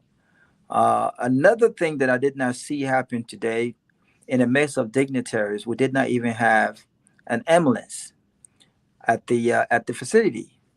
I mean, imagine if this thing could have or would have resulted into something worse than that, where he just needed to be cooled off or something like that. How you're gonna put him in a regular car and try to take him to the hospital? No, Anything can happen. Point of, there were ambulances there. Well, they They should do have have shown ambulances. up. I Even the didn't see them president, show up. all the president convoys have ambulances. So I think there was one there. Yeah. They should have Oh, shown up. yeah, I didn't see them. yeah. Yeah, and I appreciate that point of information. I didn't see them show up. Right? They should have shown up. I did not see any health practitioners show up. I saw securities. So I hope that these guys really get this together. I hope that we are not making a lot of excuses on this matter, and I hope that they really get this together. But I heard a lot of good things in his speech. I heard a lot of things about normal business as usual. We must be a country of laws and respect democratic tenets. Corruption in high and low places. All of these things are all great things, but they can only become a reality. They can only become victories when actions match the words of our leaders. And so I look forward to the action now. Someone told me earlier today that there was a strategy to get the nominees out today before 7 o'clock. At least the first five nominees appointments. We're still waiting. I thought that would have been a great strategy because every headline is talking about what happened today. And so hopefully they can give us something else to talk about. But I look forward to see what happens. But they say this, I know. I heard that the president got a black book that and the way he wrote it. The names he wrote it in Kisi, so people can know who he appointing. Only one know because No, somebody attempted to spy. yeah, but we put it in Kisi so they can't find out who doing it. But I can tell you, we have a cabinet by tonight. We have some cabinet members. You cannot run the government or cabinet because as of 12 o'clock today, all we are cabinet members relinquished their position. President you saw it. You witnessed that historic moment when President Weah transferred power. The seat of the presidency, as soon as Boga took the oath, Weah left his seat and turn over the boycott, giving that. Let me ask you this. Let me ask you this question. What about the police director? He also not police director after 12. Yeah, all appointed position. Oh, appointed So are position. we talking? So are we saying right now? Are we saying right now? Because by now, some the issue of and say something. So are we saying right now the country is not running? There's no police The chief. No. position person in the police Yes, department is they are deemed. Yeah. Yeah, I mean, look, it's So just. I work. So who in charge now? So let me tell you. So let me say this. Like all those who are now presidential appointees, like Who will be in charge of the police now? Who will be in charge? The next in line. The next in line. Who is the next in line? The senior inspector of police. Yeah, listen, guys. First of all, it's in the Constitution. It's in the executive order. Everybody who has all appointed officials, are deemed, because the way the Constitution is structured, a new tenure starts at 12 midday, no matter what happens, right? Whether the president is taking the oath, whether he hasn't taken the oath, George Weah tenure ended at 12 midday. So everything that George Weah brought into office, as far as an appointment is concerned, are deemed resigned, right? That's the language that is in the law. It says deemed resigned. But in many cases, look, Patrick Sudu, even until he gets his replacement, he I'm sure he's probably doing he's overseeing some things, but technically they have to turn over to the highest ranking civil servant. That's kind of like what the way the law works. But it's not like the government is not running. It's not like there is a power vacuum. There's no power vacuum. I think at the end of the day, these appointments will be made, and people will take their positions. That's what I think, and I believe that's what's happening. Yeah, but Ben, to Kev point though, I mean they got to go to work tomorrow to do the people's job. I'm talking about the immediate cabinet. So what happens tomorrow? Yeah, what happens to ministries that don't have a minister or assistant minister? Look at the time in Liberia now. So that's what they said. They are deemed resigned, and the highest ranking civil servant in their different functionaries will be in charge. Assume the role of officer in charge, kind of like that. If you notice, when President Weah became president, he actually issued an executive order and said everybody turn over to the director of HR. He actually issued an executive order. There's no way to boycott. That's what I'm talking about. There's nothing there to inform the people. It's there. It says you turn over to the highest civil servant in charge. Now, is that where? There is no way, Keff. There's no way. Ben. Oh, wait, let me finish. Why are we be patient? I need education. Be patient. How can I find that? You say it's there. Where? How can I find that? How can I see? Yeah, read the executive order. Read the executive order that George Weah issued. The executive order. That executive order. That executive order that created the JPTT. It states everything in that executive order. That's what I want to know. It even talks about the president and the vice president vacating the official residences, the offices, before the president-elect takes over office. Everything is stipulated in that law. And all appointed officials are deemed resigned at 12 p.m., along with the old administration, and all functionaries of government will report to the highest ranking civil service person, because civil servants are not fired. They're not appointed by the president. They are part of the civil service. They're only talking about political appointees. Now, to further buttress this, the new president could issue an executive order and say, y'all can hold on. He's the president, right? He can issue that executive order and say, all ministers, if I appoint your replacement, you can hold on. That is his prerogative. So Ben, let me ask you a question. So let's give an example. The health ministry. Yeah. Who would be considered the senior civil servant? Non-political appointee. Exactly. So that who would that person be? More than likely is the director of HR, the way the functionary works. Okay. The head of HR in all of these ministries and functionaries is the highest ranking civil servant in these functionaries. Yeah. That's how it worked. That's why when we had took over, his executive order stated that, if you remember, there was an executive order where he said before you even spend more than $1,000, the Minister of State must approve it. Ben, hold on now. Ben, hold on. Let me ask you. You say when we had took over, he issued an executive order, right? Yes, he did. Yes. So where's the executive order from this government? The day has not ended, Kev.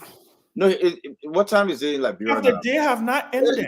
Man, we're not arguing. What time? Are you asking where the executive order? The day has not what time is it in Liberia now? So, Kev.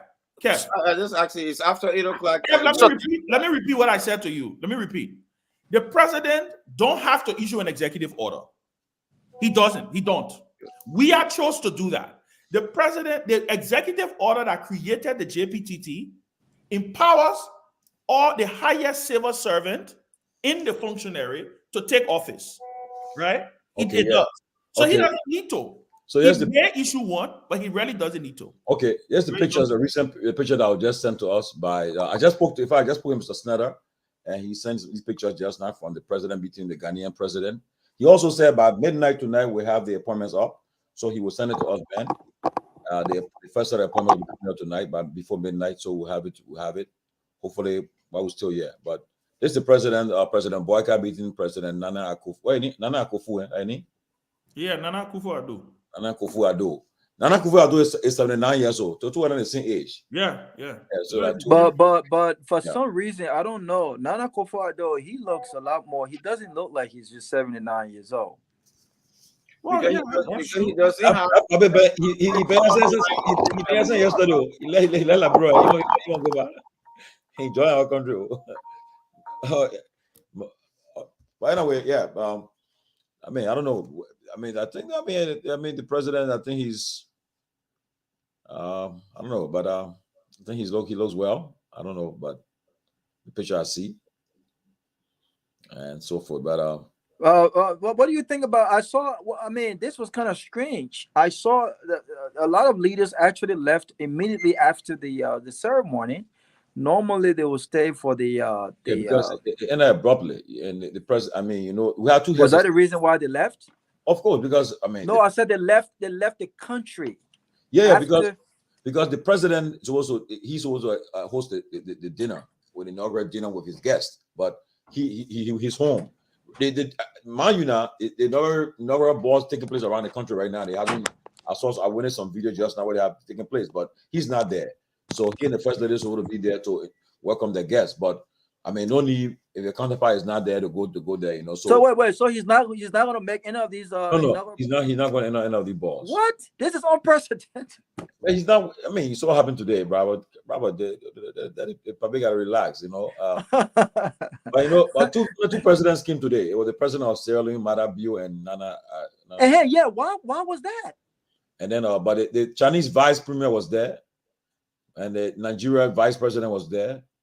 Yeah, but Tomalin, why was that? During Ellen, I know these are different times. History. We have about 7 or 8 heads of states. Yeah, but 8 or 9. Maybe they're busy. Maybe they were busy and. President Biden saying. So let me ask you this: so do you think more head of states would have shown up today had George Weah been reelected than we saw today? I mean, we saw the Guinean president. We saw the Kenya president. I mean, we saw presidents across the country, across the region. I mean, the fact that you only had 2 heads of state, it was a historic moment. I mean, it's the second transfer of power after Ellen. You expected, people to be out there. I was a little shocked. And then what do you make of? I saw the president leave too. He left the country too right after the event. I mean, that was planned though. The president, we had a plan trip out of the country, and I think the president is tired now, huh? He right now. You sure it's the Chinese vice president with that? The guy I'm seeing as Chinese vice president, that was not the individual. Ben. Man, I tell you, Ben. No, seriously. We can put the pictures up. You're sure? Our program will have it back. No. Yeah, what happened? I heard Justin Trudeau was supposed to be there, the Canadian Prime Minister. Yeah, we heard it, but he was not there. That's how I thought.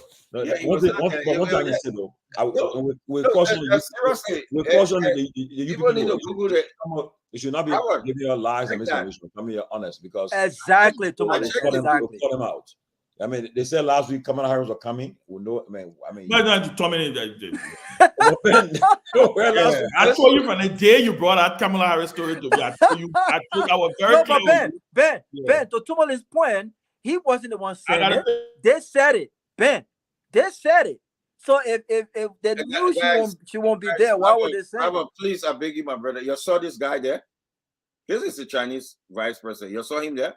they got several of them, Kev. They got the vice premier. They got different for different positions. You know, the Unity Party people can lie so much. You Yes. saw this guy there? Yeah, they got several vice premier. Maybe No. You saw this Chinese vice president there? Robert? No, I didn't see that guy. Those people, that's the lie that the Canadian prime minister will be there. He was not there. Kamala Harris will be there. They lie. No Chinese vice president were there. It's a lie. Google it yourself. Some people can live. Not So, So who pays? Maybe Larry will help me Kev, here. The Chinese Kev. guy. Thank God, Larry here. So Kev, Larry help me. Yeah. today we saw the president board. We saw the president board his private jet. Mhm. He's no longer president, and it seemed like he will continue to fly this private jet. Who's responsible for the bills right now? The president. Yeah, but who responsible? Who are paying the bills? No, but Who are paying it? I'm sure that when I send friends. So who are paying it before? The country. Nobody was paying it before. There's no budget line show that. You know, in line to just to bring it back to about the guests. So Patrick Horner posted this thing last night. Big news. Justin Trudeau. I mean, it's a man who's will be appointed, and that's why I said you gotta be very careful because it's a lie. If they appoint you go for confirmation hearing and you keep on to come with these kind of lies, it can affect you though. Well, let me. Tomalin, He posted. He said, "Big news: Justin Trudeau, Canadian Prime Minister, arrived 7:30 in the morning, and Bola Tinubu, President of Nigeria, arrived." Oh, I mean, So very careful what to do. So Tomalin, let me just. I beg you, my brother. I'm going to ask you this favor. Look at this gentleman I was sitting beside Linda, and look at the vice president. What is two people on? Those guys are completely. You know, they will lie to us. You can't let this slide. Well, Kev, let me say something. Like, Tomalin spoke about something that, you know, it actually drew my attention when he said it could be held against Patrick or whoever when they have to go through confirmation. Who at the Senate has the guts enough to exhibit such thing when they are a part of this big boiling pot, and it's just a matter of who's where and when at the time. I don't think any one of those guys and women is courageous enough to say, look, the role that you will be playing requires a lot of ethics and morals. Okay, we expect you to behave accordingly, and based on your previous actions, we don't think you should be placed in that position. I don't think it's going to happen. That's why these guys can just behave the way they behave, because they are member of these political parties. So they feel like any day, anytime, I'll get what I want. Those lawmakers are not courageous enough to stand up and tell these guys several things that have happened in the past, or these behavior trend prove this way, and we don't think you should fit in for this position. It will not happen. That's why these guys will go in the streets, threaten people. They will do anything they want to do, and they'll get away with it. They will lie openly, like you just spoke of. Openly lie, and you would think that he will have the mind to come back and at least retract his statement. Okay, for a potential appointee to come back and say, you know what, I misunderstood something, and I wrote fast enough, but here's the correct version of what I should have notified the public of. They're not going to do it. And that's part of the reason why some of us continue to say we are now in the same boiling pot. is the same 6 and 7, the same group of people. Now, the only difference between George Weah again and President Boycott is the age difference, probably. Other than that, I think we have the same group of people coming back here. And until I'm proven wrong, I maintain that we have the same group of people playing here, and we will not get nothing different out of them. Larry, Professor Kennedy, welcome, and good to have you on Inauguration Day, a great day for our country. We don't get to see this day until every 6 years. So by the time we come back, we'll be 2030. Yeah, 30. Let's hope 2029. Inauguration will be 2030, right? Yeah. We'll be entering a new decade, right? A new decade. We'll be entering another decade, a new 2030. Exactly. So, I mean, just the other day when during the 1998, when we talk about Vision 2024. Yes, we are now Vision 2024 at our Benin conference. At the conference, Benin schema attacking our man Charlie. And Charlie said the children gave me a hard time. I mean, just put them in my government quick because the children at that day, look, it wasn't easy. Here, one girl, what want to get in from one school, man. They said right now, we got people in jail right now. I've been tried. You're sure? Say, go check it right now. But anyway, though, that's a history part. But we got to talk about history part. Well, Professor Kennedy, welcome, man.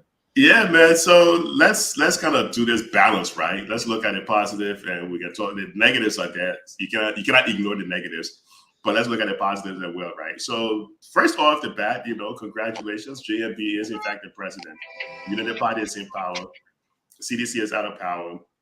It was a peaceful transition, big positive, because we've been at this stuff now for so many years, and it's good to see peaceful transitions. Nobody's trying to overthrow the government that they're part of. When I woke up this morning, I'm up like around 4 or 5 in the morning. The first thing I checked was the weather in Liberia. The reason I do that is I'm not a big fan of the sun, right? I remember when I used to be working in New York City, I used to be avoiding sitting out in the sun for an extent. It's just me. That's just me. So the first thing I did, I checked the weather. I looked at it. It was going to be 89 degrees. And I said, okay, let me look at the hour by hour change to see what's happening. And let me check the humidity. So when I saw it, I'm thinking, wow, I remember the game on Wednesday at the African Cups of Nations game on Wednesday. The temperature was like around, on the field, I think it was like around 101. So they were taking water breaks. We all know the heat in Africa is different from the heat anywhere else. And Larry, that just to add to your point, that's after 23 minutes of the first half, they took the water break. Exactly. You did. You see, you watched the game too. Exactly. So then I said, okay, maybe JMB will kind of recognize that this shouldn't be an event where you're going to have a long speech. He will cut it short. 45 minutes at most. End the day, he's president. Let the people know it's hot out here. We need to change our strategy, because you got to be able to change your strategy sometimes in the middle of the game if it's not working. So I was impressed that number one, he wasn't using glasses.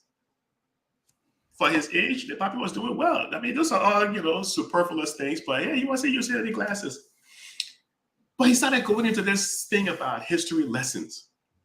And I was kind of expecting a little bit more meat right off the top, get right into it. But he went into a long, winded story that we all have heard many times before, which is great. He liked to tell his story about being a CWA, being elected and his time in office.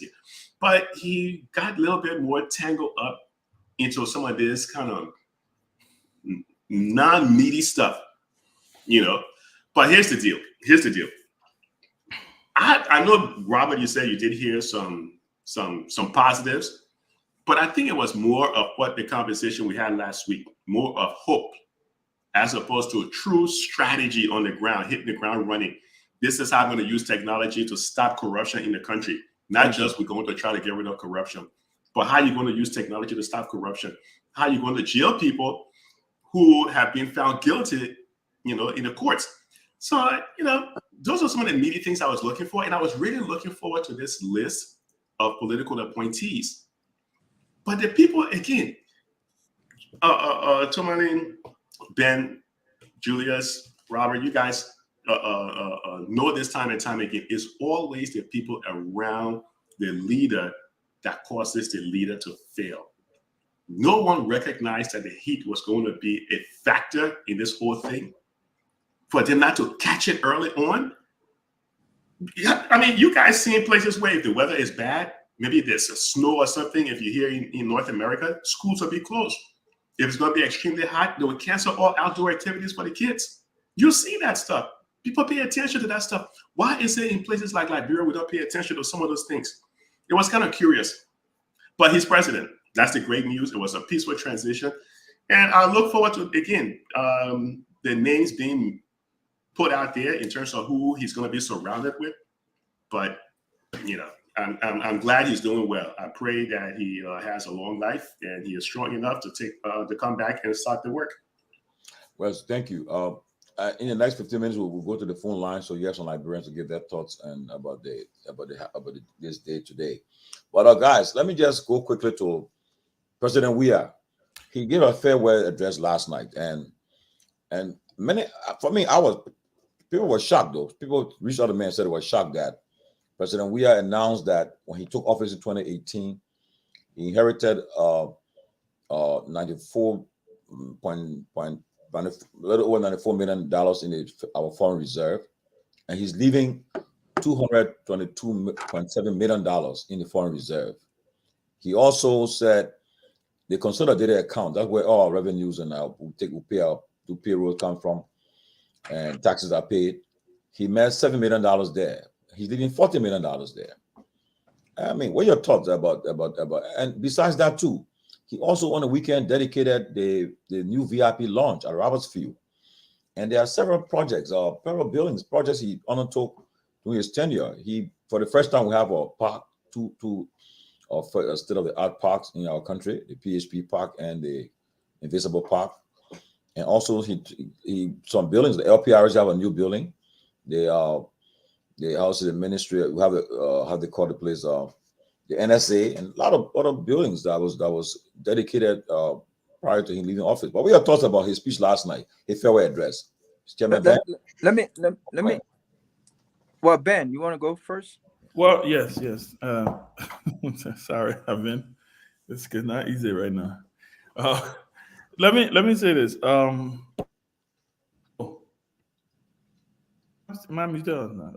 Yeah, you can.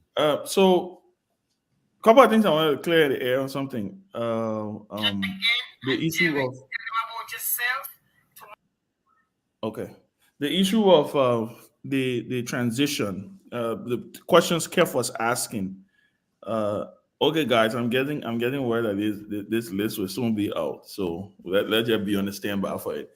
But let me say this, Keff, the questions Keff are asking, which was a legitimate question. I understand that I think what's his name that was here on the show, Dr. Nyen, right? He made reference. Tomalin, that's his name, right? Dr. Nyen? Yeah. He made references to several reforms they were working on. You remember when he talked about the Transitional Act and all of these different things.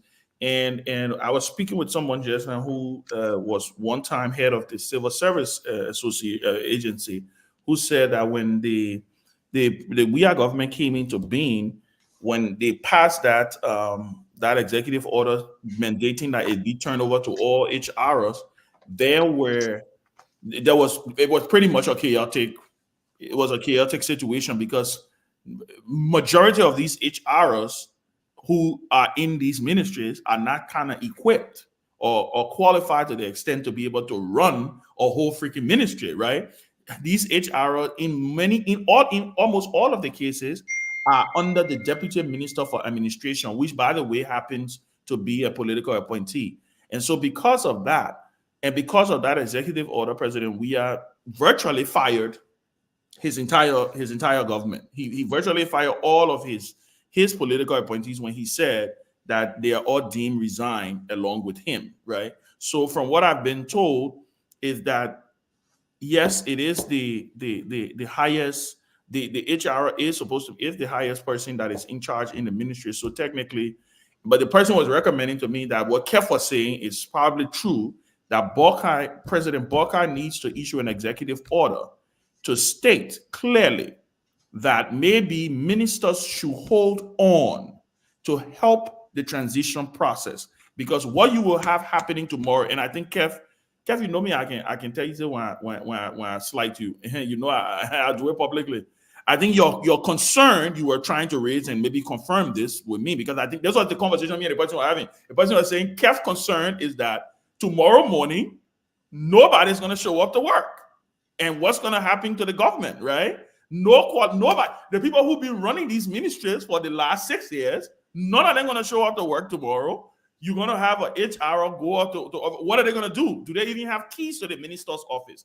Do they have access to the so I thought it was important that we state that on the record, because we did have that conversation, on the record also. So the recommendation here is that the president should issue an executive order tonight, right, before the end of the evening, when he's appointing his first 5, because that's what we are did. The problem with we are on what he said, everybody fire, and everybody must report to the HR, and if you won't spend more than $1,000, you must report to the minister of state.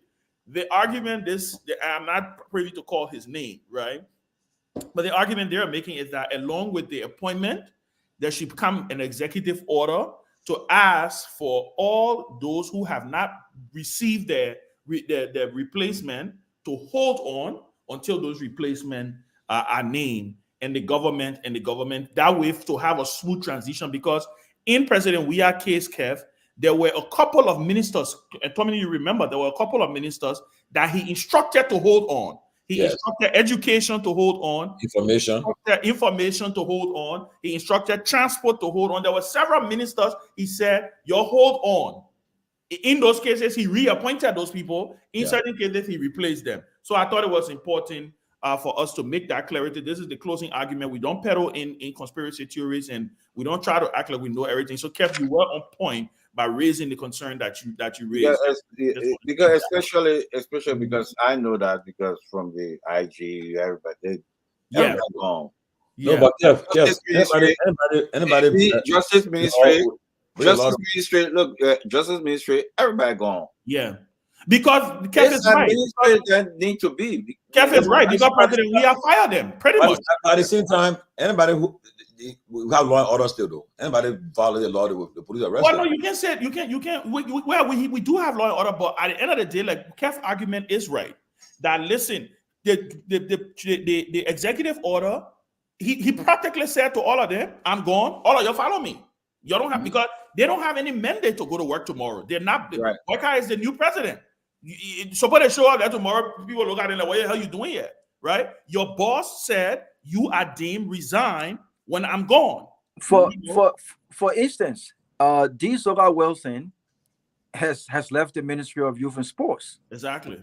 Okay. The other ministers, they're all gone. All the deputies are deemed resign. They have left. So to Ben's point, let me ask you a question. For those that have already left, before I answer Tomalin's question, if the executive order, because I don't think that the president will appoint all of these guys, even if we have a list tonight. No, it's not possible. You're going to have 5 appointees tonight. Yes. So 5 appointees is just a drop in the bucket, right? So if I'm a minister of health and I'm at home right now thinking I don't have to go to work tomorrow, when is it soon enough for that executive order to come through? It has to come through tonight. Yeah, but guys, come through tonight.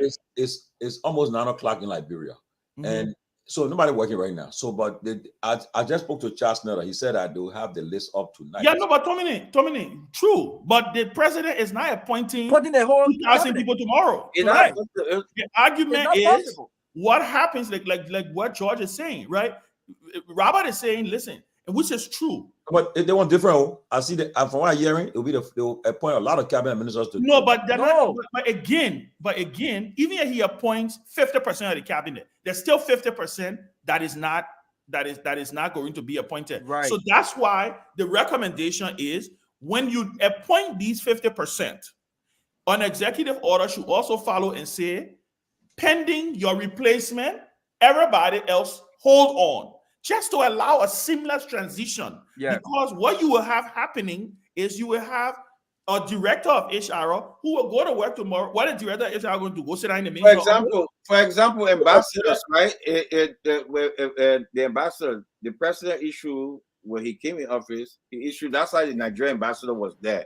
The ambassador for in America right now, he's in Liberia. He gone back home. So He was let there. me He was there at the airport yesterday. But you usually they don't trouble foreign service No, police. usually they don't. Foreign service normally don't get trouble. But I They want to don't highlight trouble somebody them. comment. But Ben, they should be back too by that executive order. Of course. But normally foreign service. Yeah, they don't. Yes, really but bother they should be back. Yeah. But let me highlight this guy comment, right? So you see, this is why I always say I like to educate people. You know, we're putting you on the stage, so you want right. First of all, government appointees, you can't say government appointees and civil servants work for the state and not the president. Look at that. My friend, Appointments. political appointees work at the pleasure of the president.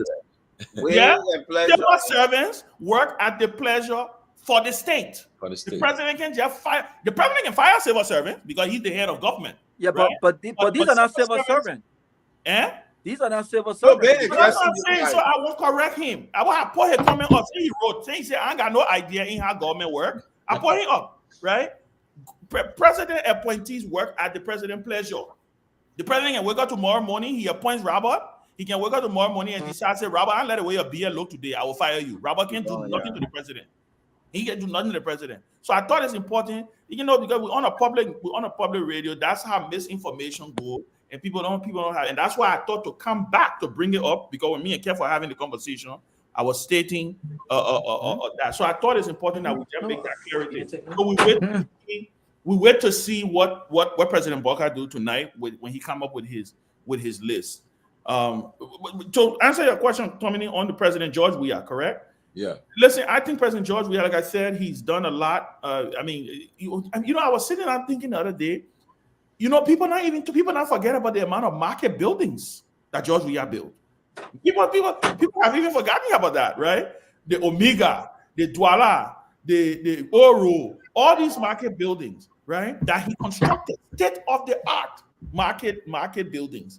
Then you have the what is it name? The Claire Marie Weah executive launch that he just did, that everybody was using today. I mean, just look how beautiful and how proud we were today as Liberians, seeing those foreign guests walk through, instead of walking through that little Palawa hut thing that we had for the longest, you know. So I think, again, like I said, I think he's done a lot. I think the CDC did a horrible job at communicating, you know, cataloging their successes. Because when you sit down and think, this was all done in 6 years. You know, this was all done in 6 years. Let's not forget, George Weah didn't have 2 terms. He only had 1 term. Out of that 6 years, 2 years was lost to COVID. 2 years were lost to COVID. The entire world was shut down, right? So I think I agree with you. You talk about the consolidated account. Yes, he did receive. He inherited $7 million. Obviously, that was not even enough to pay civil servant salaries. At least Joe Biden then got $40 million in the consolidated account to pay at least 1 month while they raise revenues for the next month. And he talked about even the foreign reserves. Very impressive also that they've been able to leave a lot of foreign. The only thing I'm a little concerned about is our debt. You know, I know from what I've been told is that our debt has increased a little bit, but hey, most countries, even this country, is suffering from a debt crisis. You know, debt is not a bad thing. It's just how you use it, and you make sure that you do it in the right way. So I think President Weah left on a high. I will say that. I think he left on a high. I think people will start to appreciate him. And Robert, let's talk. So this time flies very fast. The other day we were talking about George Weah getting inaugurated. Today he's former president of Liberia. So my message to the Unity Party people is that, you know, because Liberians got used to seeing infrastructure development under George Weah. They got used to it. What hurt Weah administration was the economic situation in the country. But people got tangibles they can touch when it comes to George Weah. They got PHP, they got Invincible, they got, the Bapolu Hospital. They got all of these things. Unity Party, this government has a responsibility to either match that or do more of that, not to even start talking about roads. You know, he did a lot with roads. So I think he deserves a lot of credit than he normally gets. I think. And to answer the question, Tomalin, you talk about the PSP Park. I probably would have just advised them to maybe the idea is a long-term idea, but we need a museum in our country. The Unification Square, I think, is a great opportunity for a museum from a tourist perspective. But a lot of the people who said that the PSP Park, for instance, was not needed or wrong priority. I mean, I looked at a video from that park the other day. That place was completely overcrowded. I mean, people, it has become the new photo booth. People are going out there taking pictures by the water side. People, kids are they are using the little outdoor gym as swings. And people are just sitting out there just to catch cool air, and it looks nice. You talked about the executive presidential lounge. I gotta say, perhaps this is the only project where 99% of the funds were used for that project, because I got to say this is the first project. I mean, the design of it, the furniture. I mean, that project, I was so impressed when I saw that. I spoke to my brother. He was so excited, the aide to the president, and he was just so excited by just being close to that project. I thought that was amazing. But what also moved me, though, was the fact that the president seems to be very selfless here, right? This is a lounge. Of course, he's a former president. Of course, he's a celebrity. He will use that lounge, in and out of trips to our country. But he made sure that the lounge was ready for the incoming president and his guest. And like Ben said earlier today, I mean, it looked more beautiful than the previous executive lounge that was built by Charles Tiller. Yeah, and Charles Even put though that thing Ellen together Johnson, right after the war, yeah, just to yeah, even accommodate. though Ellen Johnson Sirleaf attempted to put a facelift to it, but what the airport really needed was this facelift. I mean, the construction is very beautiful. The design is beautiful. The equipment inside, I mean, look at the lights in there. The floor tie, everything just looked like what it should. It has office space. It has conference spaces in there as well. Everything just looked nice and beautiful, Okay. and I thought that that was a great thing. But the president, in his closing statement, confidently said, "I am leaving a stronger economy than the one I inherited." He confidently said that. You should listen to the video. He said, "I'm leaving Yeah. a better economy than what I inherited." He intentionally made mention of that. He Okay. intentionally. Are we playing it right now or later on? Can we? Alvin, Nyenwolo? you want to play this? They can do a better job with these things now. Why would Yeah, let play the sound. Let what happen. oh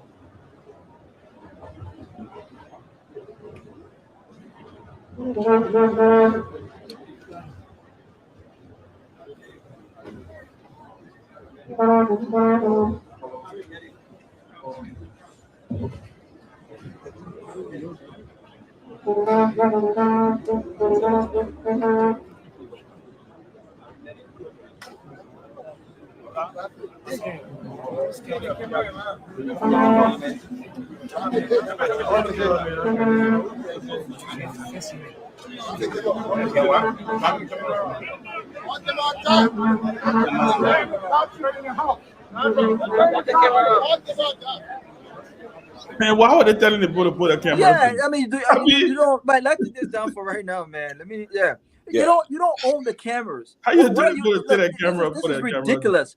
If you are afraid, look, do you know how many other cameras were screaming that live that were not in physically in the building? If you didn't want this embarrassment to happen, then you should have properly planned. Simple as that. To avoid public embarrassment, you plan. And if you fail to plan, you've planned to fail. Simple as that. There's no cutting corners about this stuff. You know what I mean? Like I don't even want to talk, because every time I see that, it pisses me off. So I'm not even sure why I even play that again. Look at the guy using paper. You're using paper to fan the president. A $650 budget. You don't have fan out there. Forget the president. You got foreign dignitaries in the building. These white folks, they're not even used to Atlanta heat, and you're gonna put them in a Liberia heat in January. The whole thing was embarrassing. Like I said earlier today, look at the weddings that have happened recently. Mariah had a wedding. I saw the wedding. Yeah. The wedding seems to have This should hire those people. planned. Yeah. Look at the wedding of the young man recently. I mean, look at what these planners are doing in our country. Yeah, Mariah, they should hire your wedding planner. No, but you know, Look at what this guy. But the same wedding planner, the design is the organizers are the same guys that are using all these folks. They are being very creative. You know, all these events are not necessarily a political event. You hire professionals, give them your vision. It's almost like me having a wedding. Just because I come from the industry and I have a vision of what I want, doesn't mean I should plan my own wedding. You have professionals for a reason. And so y'all don't play that embarrassment because we will change the whole topic. Let me get back to the president's speech.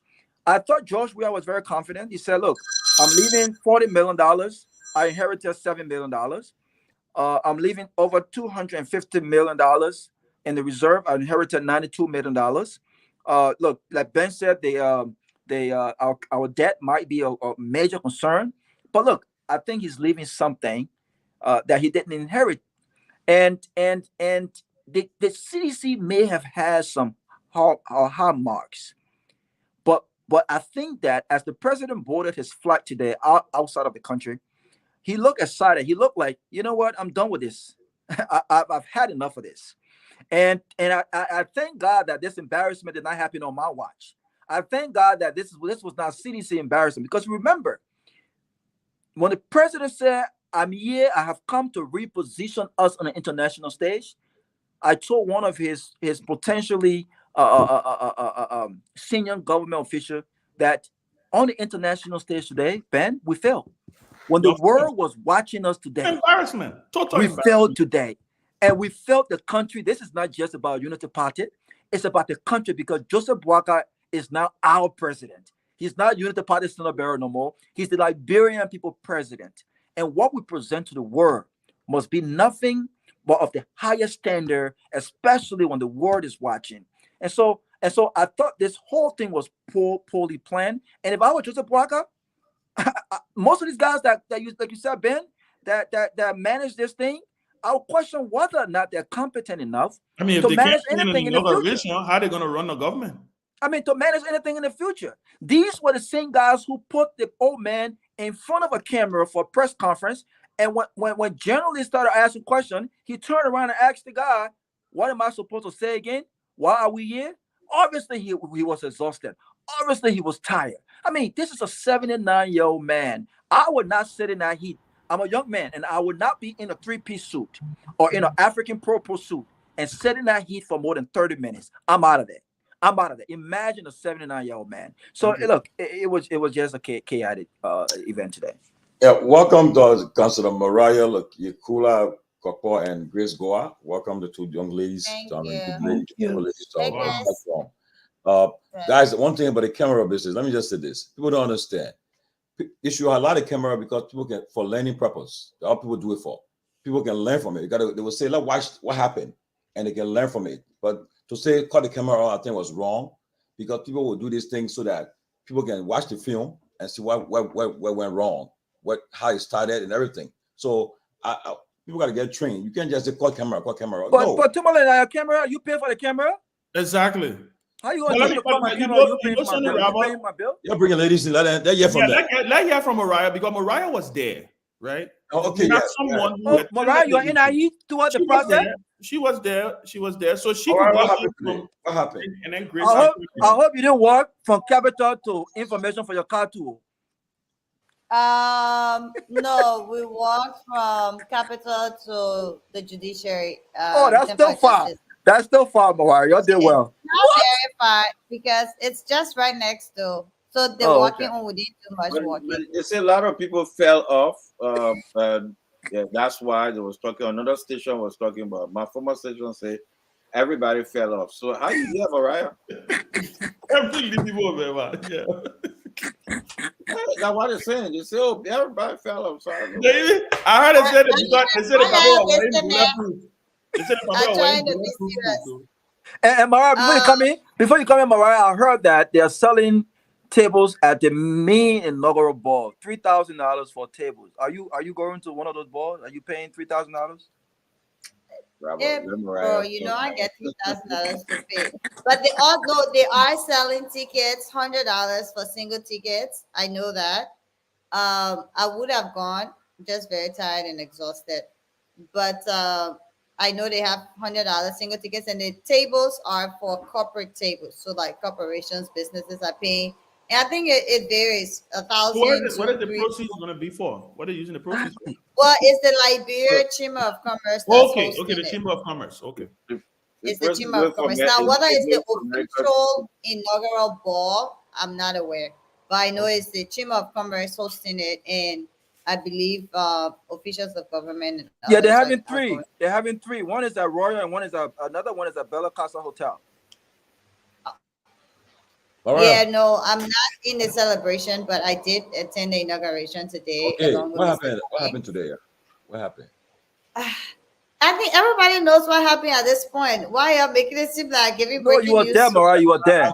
I witnessed So- that camera. Yeah. I was there and I did watch what happened, and I mean I think the video captured that it was a bit scary. Honestly, I criticize Ambassador Boykai, President Boykai, throughout the campaign, and always pointed out his ability to conduct the affairs of the office of the presidency. Um, and I'll be the first to say that we called that out during the campaign because it is a major issue. I believe the magnitude of the tax ahead and the work to be done. I didn't think he was able to carry out the functions of the office of the presidency at his age and all of the rumors and issues around his well-being. But seeing what happened today, especially with the heat, with the length of the statement, which was it was about 40 minutes in his speech, um, but also taking into consideration that it was an exciting time for him. I mean, it's the biggest day of his life. It is the biggest day of anyone's life becoming president. And so dealing with that, I guess, excitement, anxiety, and they've been working him a lot this weekend, meeting with, you know, diplomatic corps, people coming in, presidents coming in, and stuff like that. So I think it was all just very overwhelming. But it was a bit scary because even when they said all the cameras should be cut off, people should cut off the cameras, there are other moments that, happened, and it was almost as though we're all just standing on needles waiting to see whether they would take him off the stage, because at some point they even brought a chair for him to sit and continue reading his speech. And so he sat, and I mean, you couldn't see him, but you could hear him still trying to complete the speech.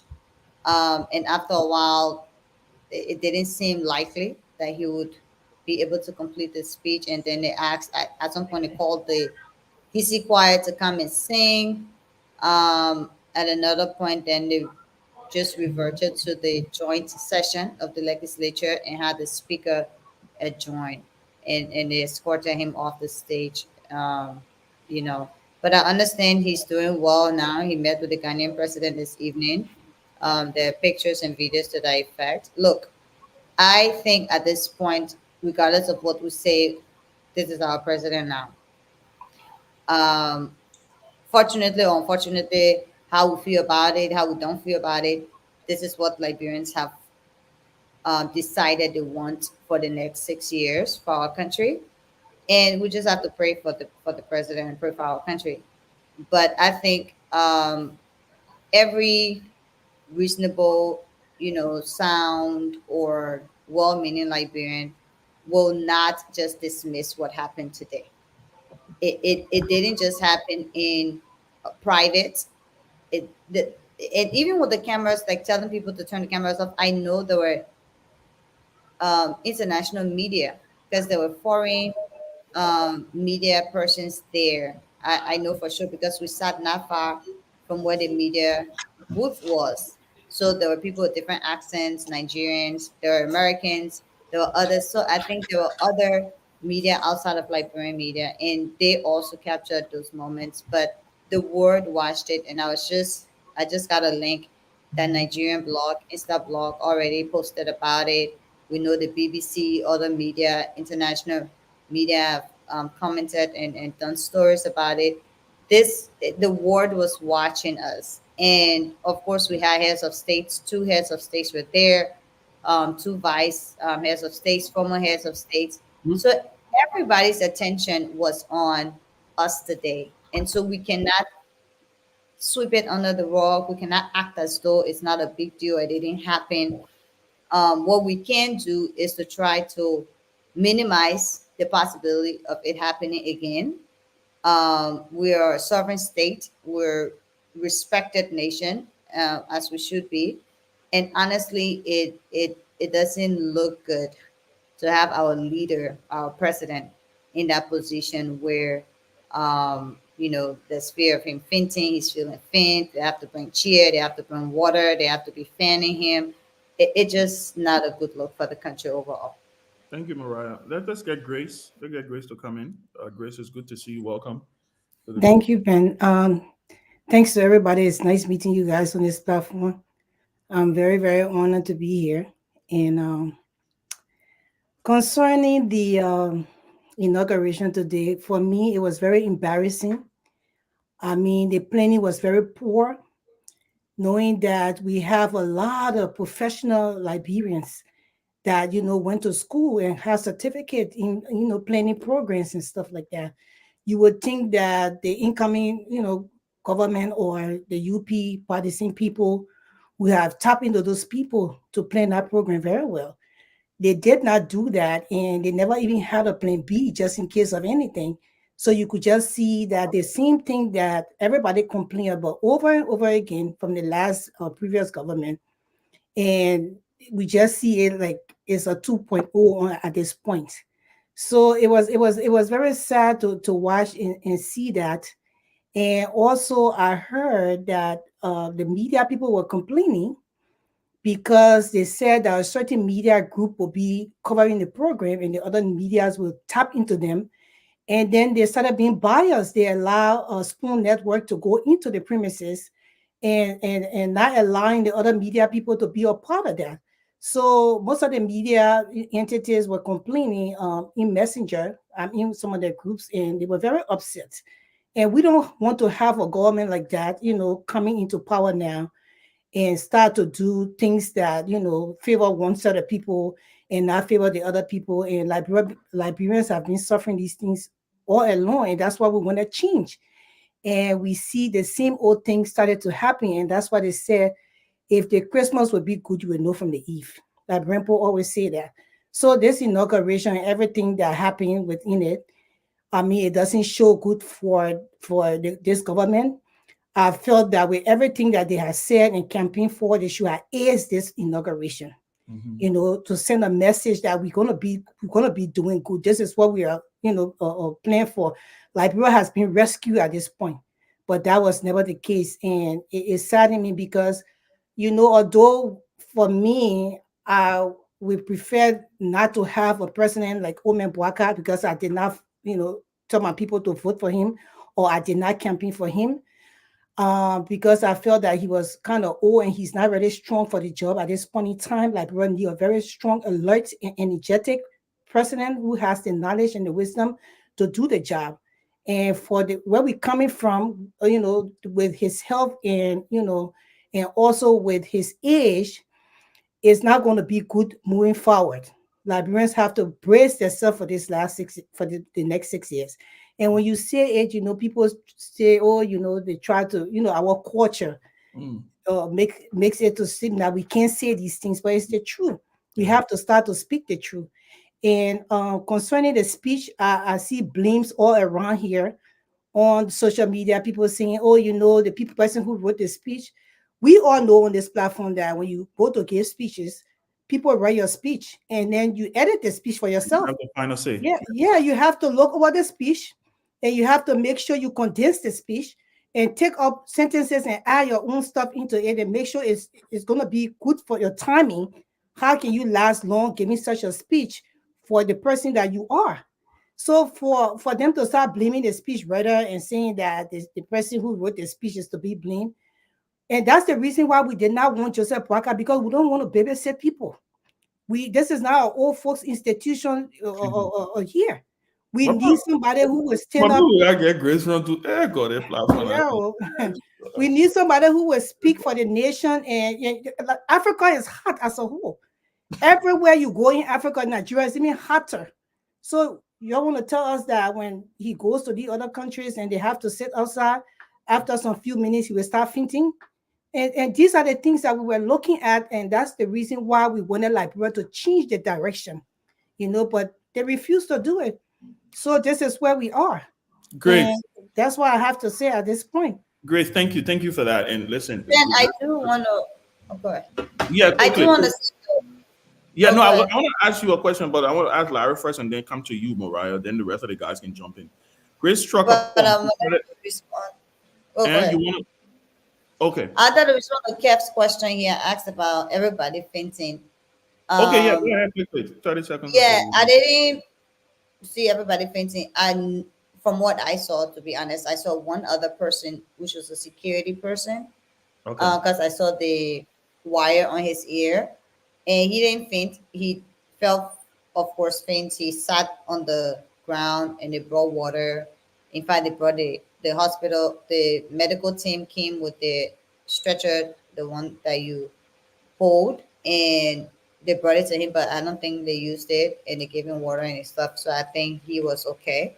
However, I've heard, not confirmed, and so I'm not going to call names, that one person also passed out and they took the person to the hospital, and unfortunately the person may have passed. Wow. Yeah. Okay. So that is still a But developing story. is that a true state? I heard that, but I didn't verify. I One of the doctors, in that network confirmed it, but it will be good to hear officially from the family. The family, yes. But apparently, the person is a brother to one of my former workmates. So that's still a developing story. But Wow. so those are the two incidents or instances I know about people fainting. But it was hot. Wow. Trust me, and I have to say this because there were not seats assigned. So I don't know. I know they had seats assigned for cabinet and of course others on the platform, but off the platform, I saw assigned seat for cabinet, U.S. embassy, maybe diplomatic corps. I don't know if they had seats assigned for political parties, political leaders, but I know when we got there were no seats. Wow. And we got there about 8:50, 9 o'clock, about 9 o'clock, and there were no seats. They initially had us sit where the cabinet was, and then they said they found another seat, but it was out in the sun, and we were in the sun for over an hour plus, and I think that's why I kind of have a bit of a headache. But there's this guy who I really want to recognize publicly tonight, because what he did was something that I feel may have seemed simple, but it was symbolic. Emmanuel Lomax. I don't know if you guys know him, Yeah. but he left his seat and gave it up for Mr. Cummings because he was sitting under the shade. So he said, Mr. Cummings, you can come and sit in my seat. And he sat in the sun. I walked up to him and told him thank you. But it was symbolic because I know the last elections, the last inauguration under former President Weah, they had political leaders, Mr. Yeah, Cummings, and they were on the stage, Yeah. right, on the Wow. platform. stage, You're calling money right, for now. because Wow. Hey, money. today's inauguration, because I know even Gonklo was looking for seats. Mhm. I know what's his name? Lucine Kamara was also, I think he had a seat, but he was also sitting off the platform. I didn't see any political leader for any of the parties sitting on the platform. So they were all seated, down in for Mr. Cummings and Councillor Bromsky and Charlene were sitting in the sun. It was really hot. So the heat was there. And this is January. Of course, we know it's dry, in middle of dry season. The heat was bad. But again, it it speaks to whether or not this was one of a kind, right? What was it like 20? I know 2017 it was at SKD, so there's cover for most of the places at the stadium. But 2012 it was also at the legislature. I It was was at about the to say, Capitol. it was at that same What, location. what was the weather in 2012? It was I mean, hot. I know it was the same January. I think it It was was the same January January. 16th. Yeah. Because it was the third Monday in the month. So it's January 16th. What was the weather like? Because I feel like somebody mentioned about, the planning. This is not a new party coming to power. This is a former ruling party coming back to power. So you've done this before. You did it in 2005, you did it in 2012, you're doing it now. And I thought, of course, it would be better, but there were challenges, clearly, Yeah. obviously. But I think the issue of the heat, the issue of the sun, makes me want to think, what was it like 2012? Because it was the same location, the same time, the same venue, the same event, and we didn't have these issues, or maybe we did. I wasn't there. If someone can correct me if I I'm wrong, was there. but we didn't. Yeah, I was there. Yeah. It wasn't this. But I want to get, thank you for that, Mariah. I want to get Larry, Voight, and the rest of the guys can jump in, and Grace, you can also jump in. I want us to talk about, and we're almost wrapping up. We got, I think, a couple of more minutes. We still got some more time, but I want us to talk about the issue of, Larry, you specifically, you a system guy, right? You a guy who, I mean, all you do on this show is talk about processes and systems. And the other day you were on the show, you talk about the issue of hope is not a strategy, right? When do we get this thing right, Larry? Like when do we, and let's take into consideration protocol as a whole, just protocol, right? Mind you, next week the president is going to be addressing the legislature. He's going to do a joint, and I know that joint. Mariah, you've been in that joint chamber. When it gets hot. So I hope they have air conditioning in that joint chamber. Because it's going to be crowded. It is going to be crowded. Except they're gonna curtail, except they're gonna reduce the amount of invitations that people are gonna get, because it will be crowded. It will be his first State of the Nation address. People will want to hear him, want to see him live. Larry, what can you talk about this issue of system? What is wrong with us that we cannot get these things right? If we know we don't have the capacity within the government or within the, whatever the organization, outsource it. Like Robert said, people plan weddings, people do events. The other day they had a concert in Liberia. Under the hot sun, nobody died. There was, I'm just saying, nobody fainted. This is the height of our country, right? Every year, every event, people in get cheer. Protocol not in place. Some people standing up. What can you talk to us about the issue of systems and what needs to happen for us to kind of fix this thing? We talked about it so many times on this show, and the last time even when we had this conversation, we said you have to put people in place based on meritocracy. You can't do it based on we're from the same tribe, we're from the same neighborhood, we play on the same football team. You can't do it on that. You have to do it because some of the people that who were trying to do this stuff, they have zero knowledge and experience in trying to manage a large event like this. If somebody is suffering from a heat stroke, in fact, some of the planning should involve having a medical doctor somewhere on that stage, or maybe somewhere very close by. We don't even have things like ambulances with all those people in that tight, confined space. We don't have the kind of ambulance to rush people out of there. And then what made it so bad, Ben, what made it so bad was you're in the hot sun, then you're trying to feed someone with paper in the hot sun. Y'all consider maybe taking the person completely off station, like a cool environment. And then what made it even, that was bad. What made it even worse, you try to bring the person back to even continue. You can't end this event. Is it that important that you cannot end it? Yeah, already taking the oath. So exactly. No, they should have just said, look, he's taking the oath. That was the most important part of it.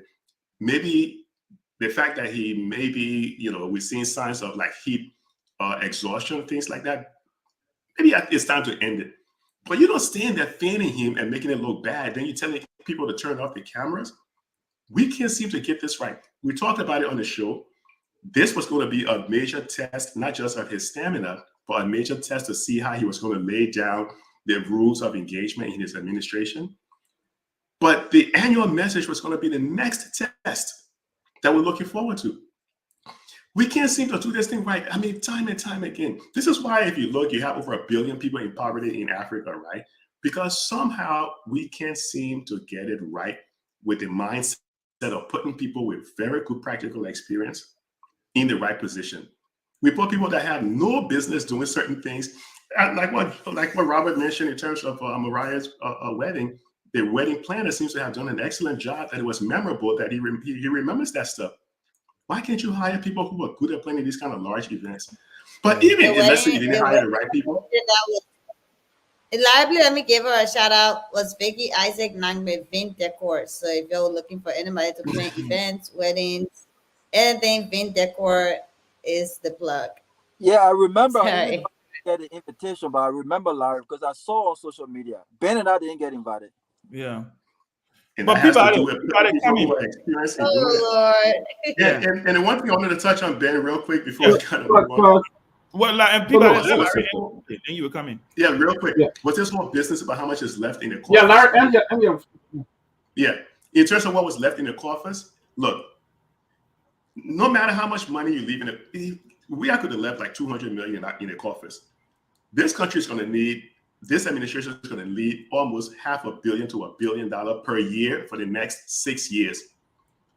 Whatever money we have left is never going to be enough. They're going to need a lot more money. They're going to be depending on concessions agreement. We've seen concession agreement. It doesn't work. They're going to be relying on grants. If you take a look at the 2024 budget, almost, I think about maybe 300 to 400 million of that is grants and loans. That hasn't worked. They're going to rely. None of this stuff is going to work, but they're going to keep trying it. So to answer your question, somehow we don't learn from experiences. We keep trying the same old thing, and you all know the end result of that statement. Yeah, thank you. Peabody, I mean, just something we talked about. Maybe the ladies will also talk about it, right? You brought it up. I mean, something as simple as the mic, the microphone. We didn't even hear the president give his oath. We didn't even hear him. We only heard the Chief Justice reading it because she had a mic. There was not a mic in place. We knew that this man, the primary reason why we were all there was for that moment. The moment where he was supposed to recite the oath. And there was only one microphone. And then in the process, when he's reading the Peabody, then I see them running on the stage. Oh, you need to get one mic. You need to get one mic. So they took the mic from the speaker desk to hold in front of the president's mouth. Peabody, again, like I asked Larry, when do we get this thing right? And guess what? We the loudest people. We the loudest people on this face of this earth. We don't want to know everything. We go on social media. We know how to cost people man. We know how to cost people power. We know how to do everything but the right thing. Ben, what is wrong with us? I call them. Ben, I call them public big muff. Let's get Isaac Jackson on quick. No, but let Peabody. We finish. I just informing you. Yeah, but have Isaac here after Peabody can come there. Yeah, but let me say this. No, I got a category of group of people that I know, and I call them public big mouth. They go places and was drinking beer. They say it's one of the biggest thing that the next day when you call them, they were like, "Oh no, I can't do that stuff like that." But let me say this: we go to Ghana with both of our country as America, petty American. But you go to Ghana, other countries, you see how organized programs and things are. I don't know how long or what it would take to get people up on that. I think it's training.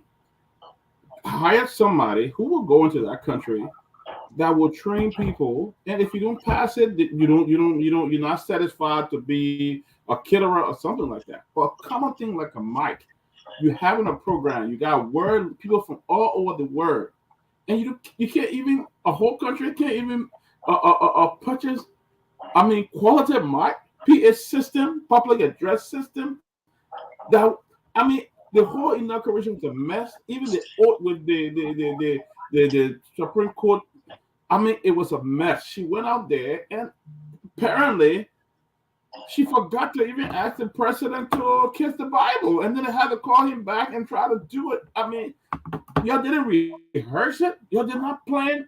I mean, it was a complete mess to this. I think Ben, if as a Liberian, I was ashamed, seeing the president of Ghana and other countries sitting there, and we couldn't even. I mean, we can't organize. It happened during the George Bush inauguration. There were president who came did not even have seat to sit at that time. People were standing all over the place. We can learn from that. So what did you do with $600,000 to be spent in about a day or two? 600,000. What did you do with it? I mean, everything was look. The only person that actually took his post today and did what he needed to do, calling the legislature into section, and was the speaker. He did it and took his time and called it, but the rest was a complete mess. The vice president come out taking the oath, we can't hear nothing. Then somebody said, "Oh, it was the internet that had it." People, I said that's a lie. I saw the people changing mic. They tell me it's internet and stuff like that. But look, that was a mess today. And then even with the president too, falling off from that heat stroke and stuff like that, it was just bad. But one thing I want to say before I end, do we need all those people to the inauguration? Everybody I know in Maria went to the inauguration today. How? I mean, can it fit there? Do we need everybody there?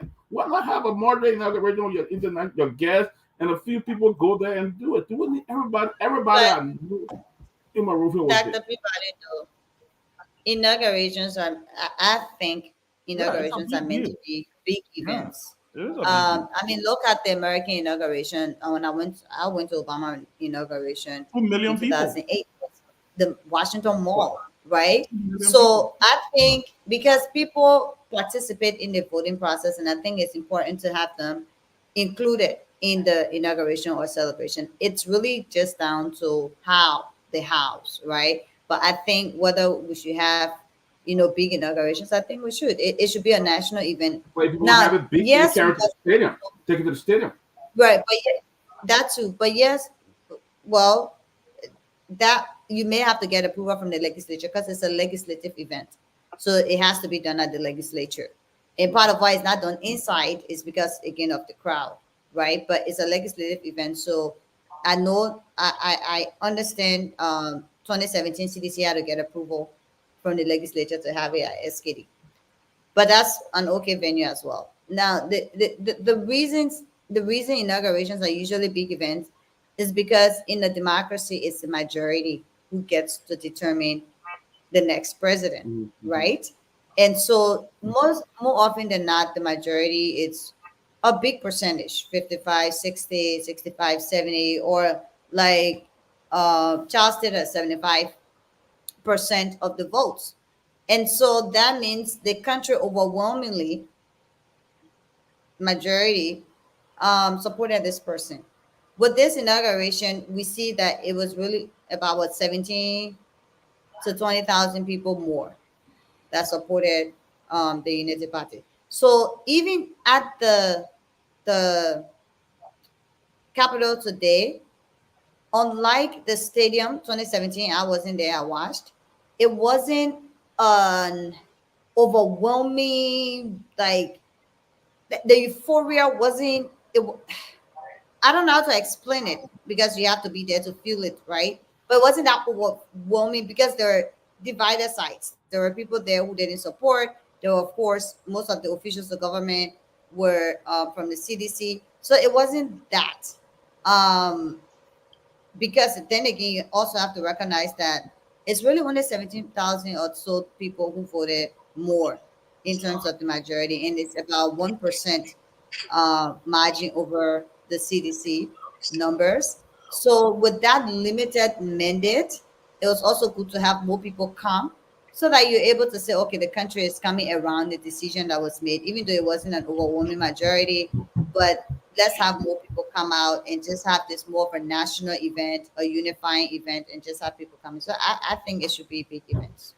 Well, fair Can I, point. can I Fair say point. something? Yeah. Yeah, I just wanted to say something to Dr. Peabody. The inauguration had no class. Now, don't get me wrong. The people went there were classy. They were dressed very well, beautiful outfits and everything. The actual planning had no class, and that's one of the things that bother me. And also that it's not so much a training because at this point you can't train people in that their different capacity. You're supposed to have people who already know what they're doing to be there to do what they're doing, and that's the problem with our people. They always put people that they know.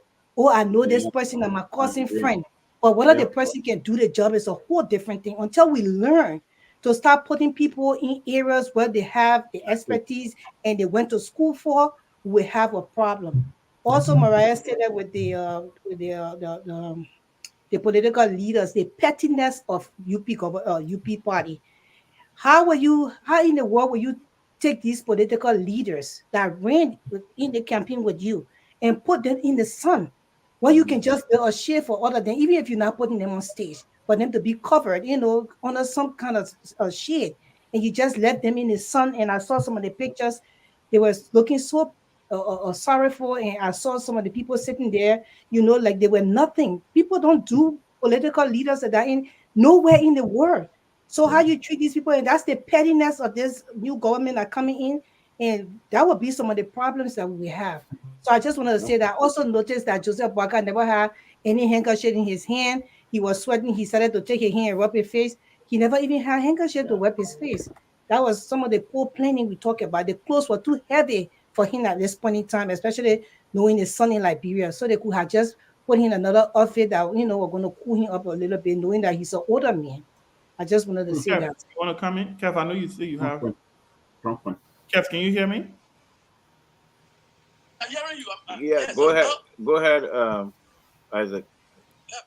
Let me say good afternoon, absolutely, good evening, absolutely to my fellow colleagues and panelists. I want to thank you guys and wish you post Merry Christmas and I don't know whether we still say Happy New Year since we're still in the first month of the new year.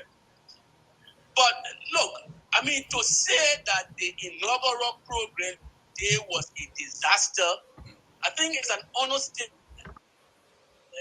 This was a big embarrassment for Liberia. And truth be told, we need to be earnest with ourselves. We have to squarely put the blame at the doorsteps of those who inflicted this nightmare upon Liberia. We predicted that Bwaka was a disaster waiting to happen. I mean, all of you have talked eloquently about how previous inaugural programs were at least better than this one. I don't want to. I know that's an obvious truth, but where I want to put my energy when I said Bwaka was a disaster waiting to happen, previous inauguration that were held before under those same circumstances, nobody fainted. Today, Bwaka almost fainted. He was asked politely to take his seat and to recover. There are those who will blame everybody, but they will not blame themselves. You all know Bwaka's fundamental problem is his old age and his declining health. Johnson Sally stood in our same song and delivered long speech. We are not springs to the sun, even though people who are surrounding Baka did not prepare him. They needed to be self-aware. He's advanced in age and he has health challenge. So you can't keep him there reading long speech and you think something will not happen. You know, we have to be self-aware. We have to be aware. Baka demonstrated today that he doesn't have the stamina to stay in the heat and read long speech. Will he have the stamina to effectively run Liberia? Liberia is a tropical country, correct? So instead of blaming everybody, the speech writer, they didn't organize it, they play were hard. The fundamental learning key. Waka is advanced in age and he is not in brilliant health. Mr. Kwame sat in the sun. No shame, he not collapse. He collapse because he's in excellent health. That's why we go back to our constitution when the constitution demands and requires of us to have a healthy president. With all the vitriolic attacks against Brother Costa, myself, and few of the truth talkers in the country, today, Bwaka's proved right. How you criticize the man so? How you criticize the man so? Bwaka himself said he was not in brilliant health. His vice presidential candidate said Bwaka was not in brilliant health. His de facto campaign manager, Prince Jerube Johnson, that notorious murderer, also on tape said Bwaka was not in great health. The man is not in great health. You put him under the sun, he reading long speech, and you think he will not collapse? So, brother, instead of blaming everybody, let Bwaka put the mirror to himself. He was not honest with the Liberian people when he was talking about his health. He deceived the country into believing that he was in excellent health. Today, it caught up with him. I think that conversation, our conversation, should revolve around the real foundational issue that we're glossing over. Because even if you put him in the house and somehow he helped not able, he will still collapse. The man collapsed and he was rushed to ERWA hospital. He came to America, he was undergoing treatment. They lie about it. People are marketing deliberate deceit to our Liberian people. We who have the platform to inform, we must be courageous in telling the people what the problem is. The old man is not in excellent health. Even in America, with all of this sophistication, Biden the other time was trying to claim the plea and he has issues. These are things that are associated with people in that age group. And Bwaka should have known. And the people who organize the program should have known. And we Liberian people need to tell our people that the leader we chose, the leader is not in brilliant health, and the leader is in advanced age, and these are the things that you will see happen. This is the sign of things to come. This is the sign of things to come. You go to Cameroon, example there. You go to Cameroon, example there. The former president of Nigeria, example there. He was rushed to. I was in London. He was in London. All right. So we just have to tell people, the people who inflicted Bwaka on us, they did a gross disservice to the country, and this is a sign of things to come, and we cannot wishy-washy. President, we are organized inaugural program. It was by far better than what we saw today. All right, President, we are inaugural program. At least political leaders have sit in the front row. They sat there. Ellen Johnson selling organized inaugural program. Political leaders were accorded their rightful places. They have sit in the front row. So what are we talking about? At this stage, we have support or we're expected to build on previous experience and improve upon it. If we fail to build on previous experience to improve upon the previous experience, what are we talking about? It's a disaster. It's a disaster that must be condemned and decried. And the reason for the disaster is that few Liberian people thought they could deceive the country continuously by lying about Bwaka's health. And Bwaka proved to the whole world that he is not in brilliant health and he doesn't have the stamina to endure. That's what it is. There can be no two way about it. So I want to thank you guys. I'm still. Yeah, can we get Isaac to come? If he's gonna be available on Wednesday, we can probably do a show on Wednesday. Look, Isaac, please, if we'll talk offline. But I want us to go. We have a few more minutes left, and I want us to talk about what he brought up. And I think look, this man is our president for the next 6 years, and there is a pending debate even in this country, this very United States of America, about the health of both the advanced age of both Joe Biden and Donald Trump. In fact, Nikki Haley. In fact, that's the principal thing Nikki Haley is running on right now. That she want no 80-year-old man in the White House. Is it fair? Is it fair? Is it fair game? Because clearly, we have to look at this thing and say, if Walker wasn't 80-year-old with a pre-existing condition, he does have a pacemaker, would he have collapsed today? That's a legitimate question to ask. Would he have collapsed today? Would he have had the episode not collapse, because he didn't collapse, but would he have had the episode that he had today? And is it hard time that we start to have these conversations in general elections, where we start to demand from presidential candidates their health records, to start to see because if you want to be president, we want to know if you're fit for this job. We can go around the horn and kind of close on this. But I think Isaac has raised a point. So Robert, you start, and then we'll go to the and then end with the guys. Yeah, thank you. Look, I think that one, I don't know if we can legislate or go back to see what the Constitution says about qualification and health of the president. But obviously, common sense would imply that in the interest and the spirit of transparency, that those who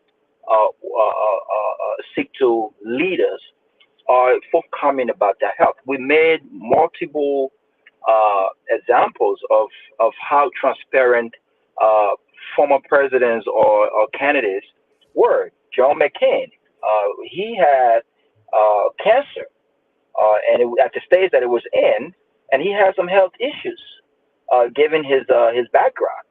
And he was honest with the Liberian people. It came up multiple times on the campaign trail, and he was honest with the Liberian people, with the American people, with the American people, and instructed his folks to release copies of his medical records to show that though he has some medical concerns, he was in the right mental state if given the opportunity to lead our country. Now, we saw what happened. He probably would have been okay the first term, but had he been reelected, if given the opportunity, history shows that he would not have made it because he unfortunately passed from cancer. And so I think it's an important point. But look, we as a people, as intelligent people, we've got to do our own due diligence. When someone applies for a job, you want to make sure that you've done your due diligence and you've checked all of those boxes. You want to make sure that you do that. Now, if we are not doing that, the people who elect these leaders, if we are not doing that, then we get what we have to lay in the bed that we have to lay it in. Simple as that. But I want to go back a little bit before the other guys come in, Ben. 30 seconds. We got to. Yeah, no, 3 seconds. So this whole thing about Alice Cummings and others not being accorded the respect. Look, this is embarrassing. So you mean to tell me that you give a major, like the mayor now, Alice Cummings is part of the top 3 major political parties in our country. He's a political leader in Liberia. Even Ben Sanvee should be accorded as former chairman. As common, no, I don't even go there. As former chairman of the Liberty Party, a major political party, according the respect that he has earned. So you mean to tell me they take a whole political party? The man got 3 collaborations. You take a whole political party like that and you just put a man in a son? I mean, are you kidding me? You mean to tell me they couldn't put him on the platform, Ben? And by the way, in our close on this note, Ellen Joseph Soliwa even said in the Sun. You asked the question about age. Adu is 79 years old. He was sitting in the sun too. He didn't faint. So look, there are a lot of questions about this health issue. But at the end of the day, I think that Joseph Boaga, now that he's president, must be transparent with us, and the public has to know where we are with his health and how fit he is to lead. All right, thank you. Let's go to trying to see. Let's go, Mariah. 1 minute, I beg you. Let's wrap up on this health issue. We got to run. We'll go to Grace, and then we'll come down to the guys. They will close out. Can you hear us, Mariah? You muted. I mean, Ben, to be honest, yeah, I think I'm unmuted. Yes, go ahead. Is it better now? Mm-hmm. Right. To be honest, I don't like to sound redundant, and I don't feel the need to repeat myself. I think a lot of people probably surprised at my positioning tonight because we said this throughout the campaign. We repeatedly cautioned Liberians and warned our people about, this. And this is what we have now. So for me, I don't feel the need to keep repeating something that at this point we have to decide how we're going to approach it for the next 6 years, and really just figure out a way to live with it, because that's who we have for our president right now. Point blank period is not going to change. The legislature had a joint session. He was sworn into office. Joseph Boaga is our president, right? But I think this should be a learning curve for Liberians and Liberian voters. We cannot continue to vote on who's more popular, which popular person can remove another popular person, who is in the best position to remove one president, rather than who's in the best position to develop our country, rather than who's in the best position to lead effectively, rather than who's in the best position to take on the struggles, the challenges of this country. But we're voting based on who more popular than the other president or the other president. These elections was really just about removing Josh Weah. And Liberians got what they wanted, and they removed Josh Weah. He's currently apparently in Paris, probably living his best life. What we as a country and as a people now have to deal with is the president that we currently have, President Boaga, and see how are we going to work around these challenges and hope, because I honestly don't have expectations. That's why people say manage your expectation. I'm like, you gotta have some to be able to manage it. I don't have expectations, so I don't need to manage any, but I can hope that they can do better. I can hope that these issues don't continue to embarrass the country on an international level. And I can only pray, that God keeps him safe and healthy and okay. But as to our decision-making process as a country and as a people, this should be, on the first day of the job, this should be a learning curve for us as a people in terms of how we choose and select our leaders. Thank you. Grace, come in, and then the guys will do it. So I know some people here tonight on this platform, they don't like what I'm saying. Not on the platform, but in the comment section. And one of you big person just wrote me, but there's some information in here, so I will read it. They said, "Come on, you man, you're not going to." No, let her read it. They said that you are living in the USA and do not know of heat stroke. For your information, one guy from the USA died today, and he was just sitting in his seat. One senator is still in a hospital, and a deputy minister is also hospitalized. 5 others had heat stroke today. Boaga had a bulletproof vest and a heavy country cloth plus hat, so that plus a hat. So what do you think happened to him? What did you expect? Didn't George Weah fall out in Buchanan last year? It is so sad that people who are supposed to know better say things that make no sense. So he's insulting me. Wow. Yeah. So and that's the UP people for you. So Grace, before you answer, so are you saying? So is he saying that they sent? So what he's confirming is that they practically sent the president in house state. Yeah. Because all I think he explained just now, he anticipated that those things were going to lead to him having a stroke or to lead to him having to faint. So they literally dressed the president and put the president in a position where he went into hands. But go ahead. It's just fascinating how people think. But Yeah. But Grace, let me just interrupt. Sorry.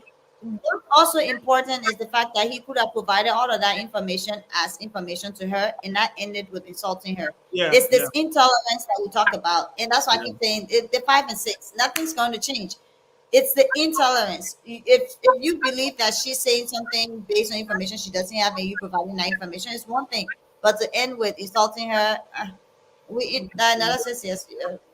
Go ahead, Grace. Exactly. And this is so sad. And I know I'm a strange Liberian woman, because most time Liberians are not used to women just speaking the truth and the facts.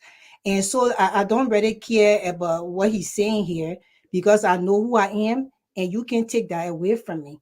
I know that with all of what said, whether he had on the bulletproof vest and everything he had on him, that's when planning come into play. If it was planned well, he wouldn't have gone through what he went through, because this is a big event and it's worldwide. And that's what we are saying. You cannot take that away from us. And as far as his health issues, Liberians already knew, and we said it over and over again, that Liberia, from whence we come to where we are going, Joseph Boakai is too old in age, and he is not very energetic in his age. Because if they're saying that Nana Odu or the president of Ghana is the same age as him, did you see Nana Odu? Did you see him get up and walk? So everybody will age differently. I don't know whether it's his resettlement age or whether it's his true age, but everybody will age differently if this is his true age. And at this point in time, Liberian did not need an older guy that not really physically fit to lead Liberia. We needed somebody alert, energetic, and we needed a 360 change. We needed new faces, we needed new knowledge, and we needed new expertise. We needed all of that. And Liberian people miss it again. It's always like a trying error with this country. And I keep on saying, you brace yourself, because it's not going to be easy for the next 6 years. Thank you. Thank you, Grace. Keff Hassan, please, and then we'll go to Peabody.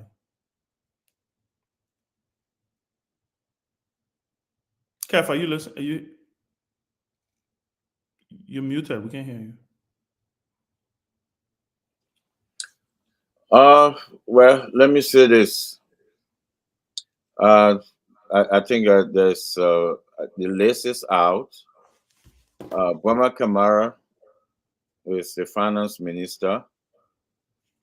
Sylvester Graceful, Minister of State for Presidential Affairs. Kofi Wood, National Security Advisor. Gregory Coleman, Police Director. Sam Gay, Director of EPS. EPS. These are the lists out as we speak. Is that Gregory Coleman? Yes. Yes. Okay. Thank you. So these are the 5 out as we speak right now. Wow. Really? He didn't name foreign affairs? The foreign Not minister? yet. Not yet. Not yet. Wow. So guys, that's it. That's it out there. That's the Welcome back to the recycling bank. Recycling. Well, Kev, please read it again. Please read it again, just for the news, for just read it again. Yes, Kev is right. I just got it from the executive mansion. But read it now. Read it. Y'all read it. Yeah, Boma Kamara, Minister of Finance. Sylvester Graceful, Minister of State. I'm shocked that he didn't use a Minister of Foreign Exactly. Yeah. Kofi Wood, National Security Advisor. Gregory Coleman, Inspector General. Sam Gay, EPS. The President of the Republic of Liberia, Honorable Joseph. Was that the foreign minister? So recycle, guys. No new face. No new face. We'll come back to guys. Nothing. Can you? My question to you, Tomalin. Yeah. Why the new faces you were talking about? New thing, new day. But I just find That's a 5. That's a big 5. I mean, to be fair, it's a symbolic. I mean, it's big 5, but also to be fair, it's the first appointment, so it's symbolic.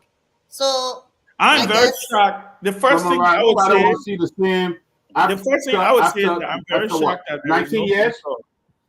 I'm very After shocked what, that there's no 19 years? Minister of Foreign Lofa, Affairs on that Lofa, list. Lofa, The people of same us. finance minister had Burma Kamara, same guy. After 19 years?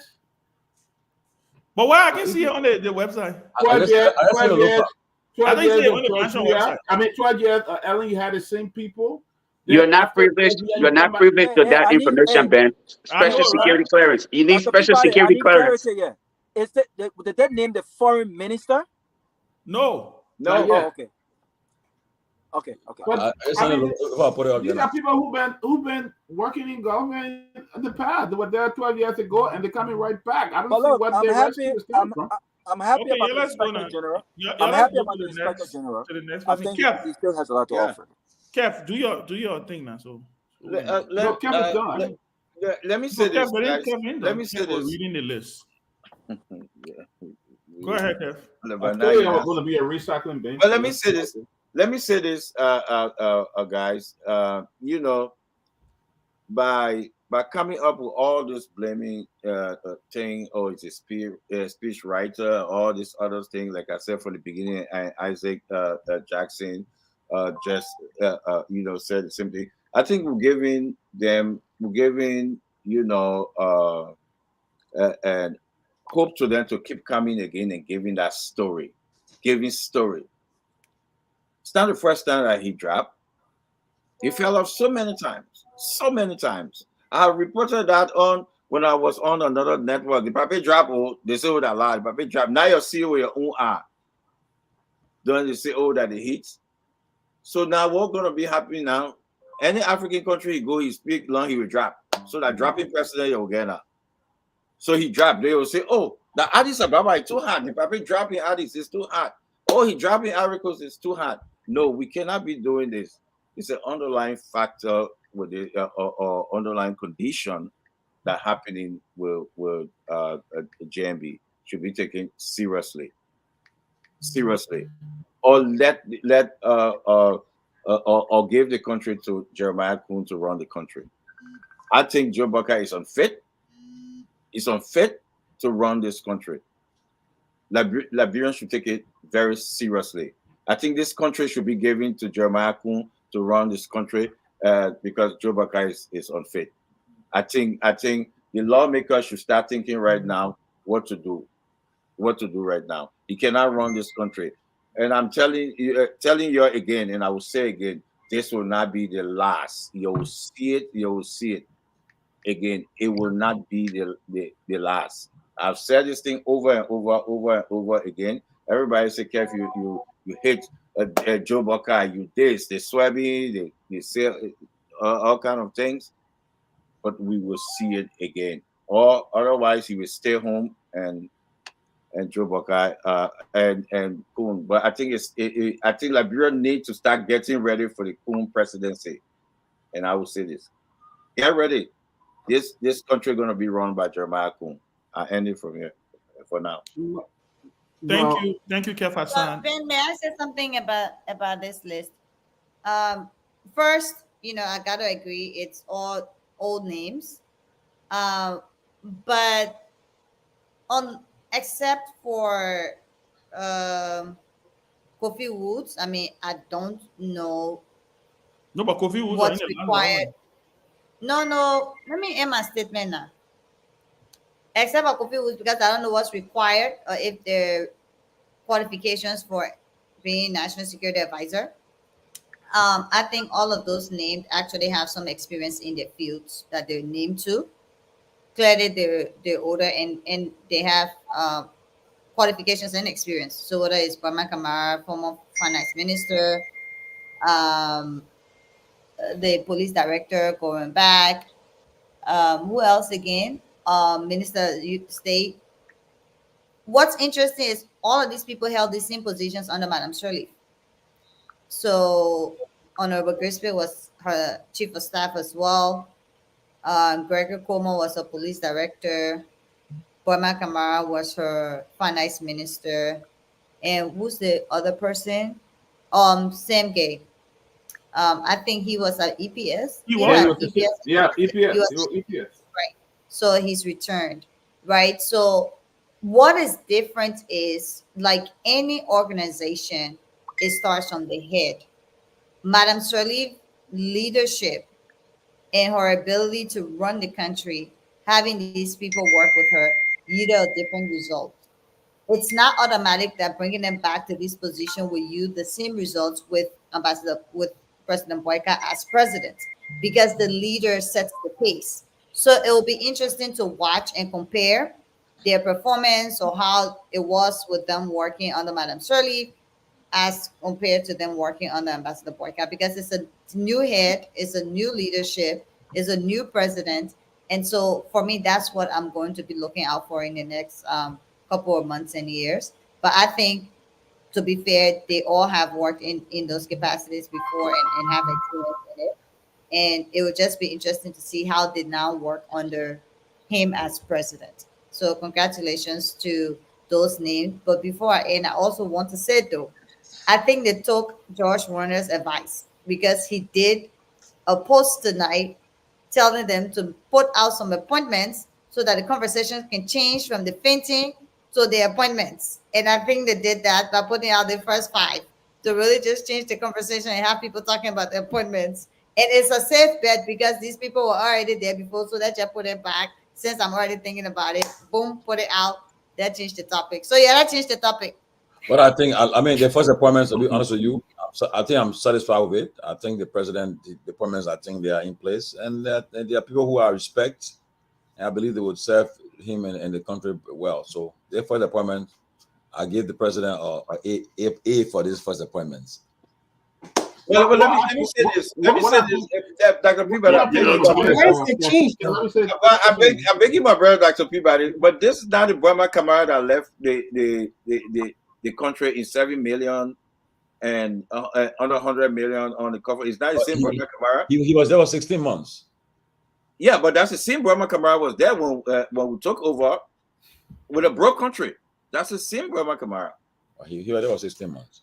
Well, you know, let me say so what I mean, again, to be fair to Keff, I expected to see somebody new, to be honest. Sylvester Grace has been around for a little bit long time. To be honest here, I expected to see somebody new. There you go, Peabody. Kofi been around for a while. I expected to see somebody, whether they qualify or not. I think they only qualify Liberian that can hold this era. No, but the two jobs, the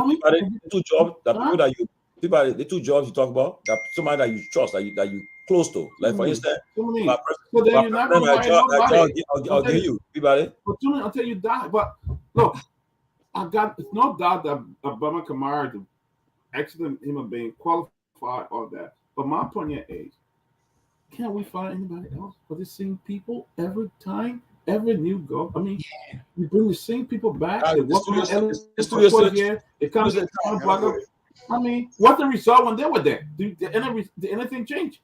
What's the result that the studio are calling also? The studio are calling. I think we'll have to go now. I think yeah. Let me end your part. I think all in all, the president needs to go and seek further medical help so that he can come back and rule the world. I think. Yeah, what happened today? If they don't take action and think that they can just brush it off and say he wore vest. They say he didn't wear no bulletproof vest. Somebody just said it. So I think they need. So somebody going to kill Boga today?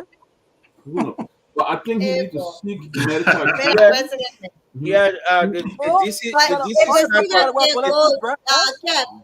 Can the studio go and we still just conclude online, or they control the online too? Yeah, they control it. They control it. Mute, Henry. Oh, okay. Yeah, they control it from there. Yeah, so I guess we'll have the appointment tomorrow. I guess. Yeah. But we're coming in tomorrow.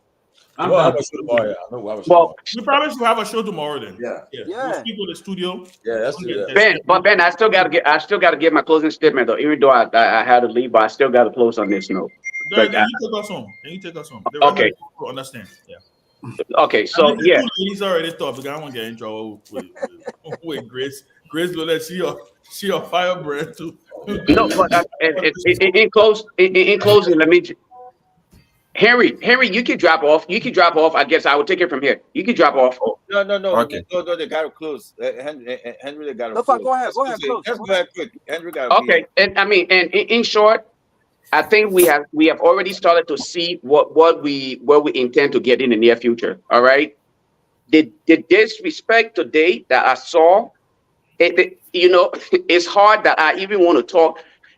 I'll be on Across Africa tonight. I can't. What I want to say, I don't think I got enough time to say. I'll be on Across Africa tonight. I will address. I will join you, Lofa. I will join you across Africa. Yeah, come on Across Africa. We'll address that. By the way, happy birthday to my sister in Madison, Wisconsin. Send me the Janet. link. I will join you too because I still got Okay, yeah, come on. Right after, I'll send you the link. Janet Soko in Madison, Wisconsin. Happy birthday. I'll send it to you today. Across Africa will be hot tonight. It'll be hot tonight.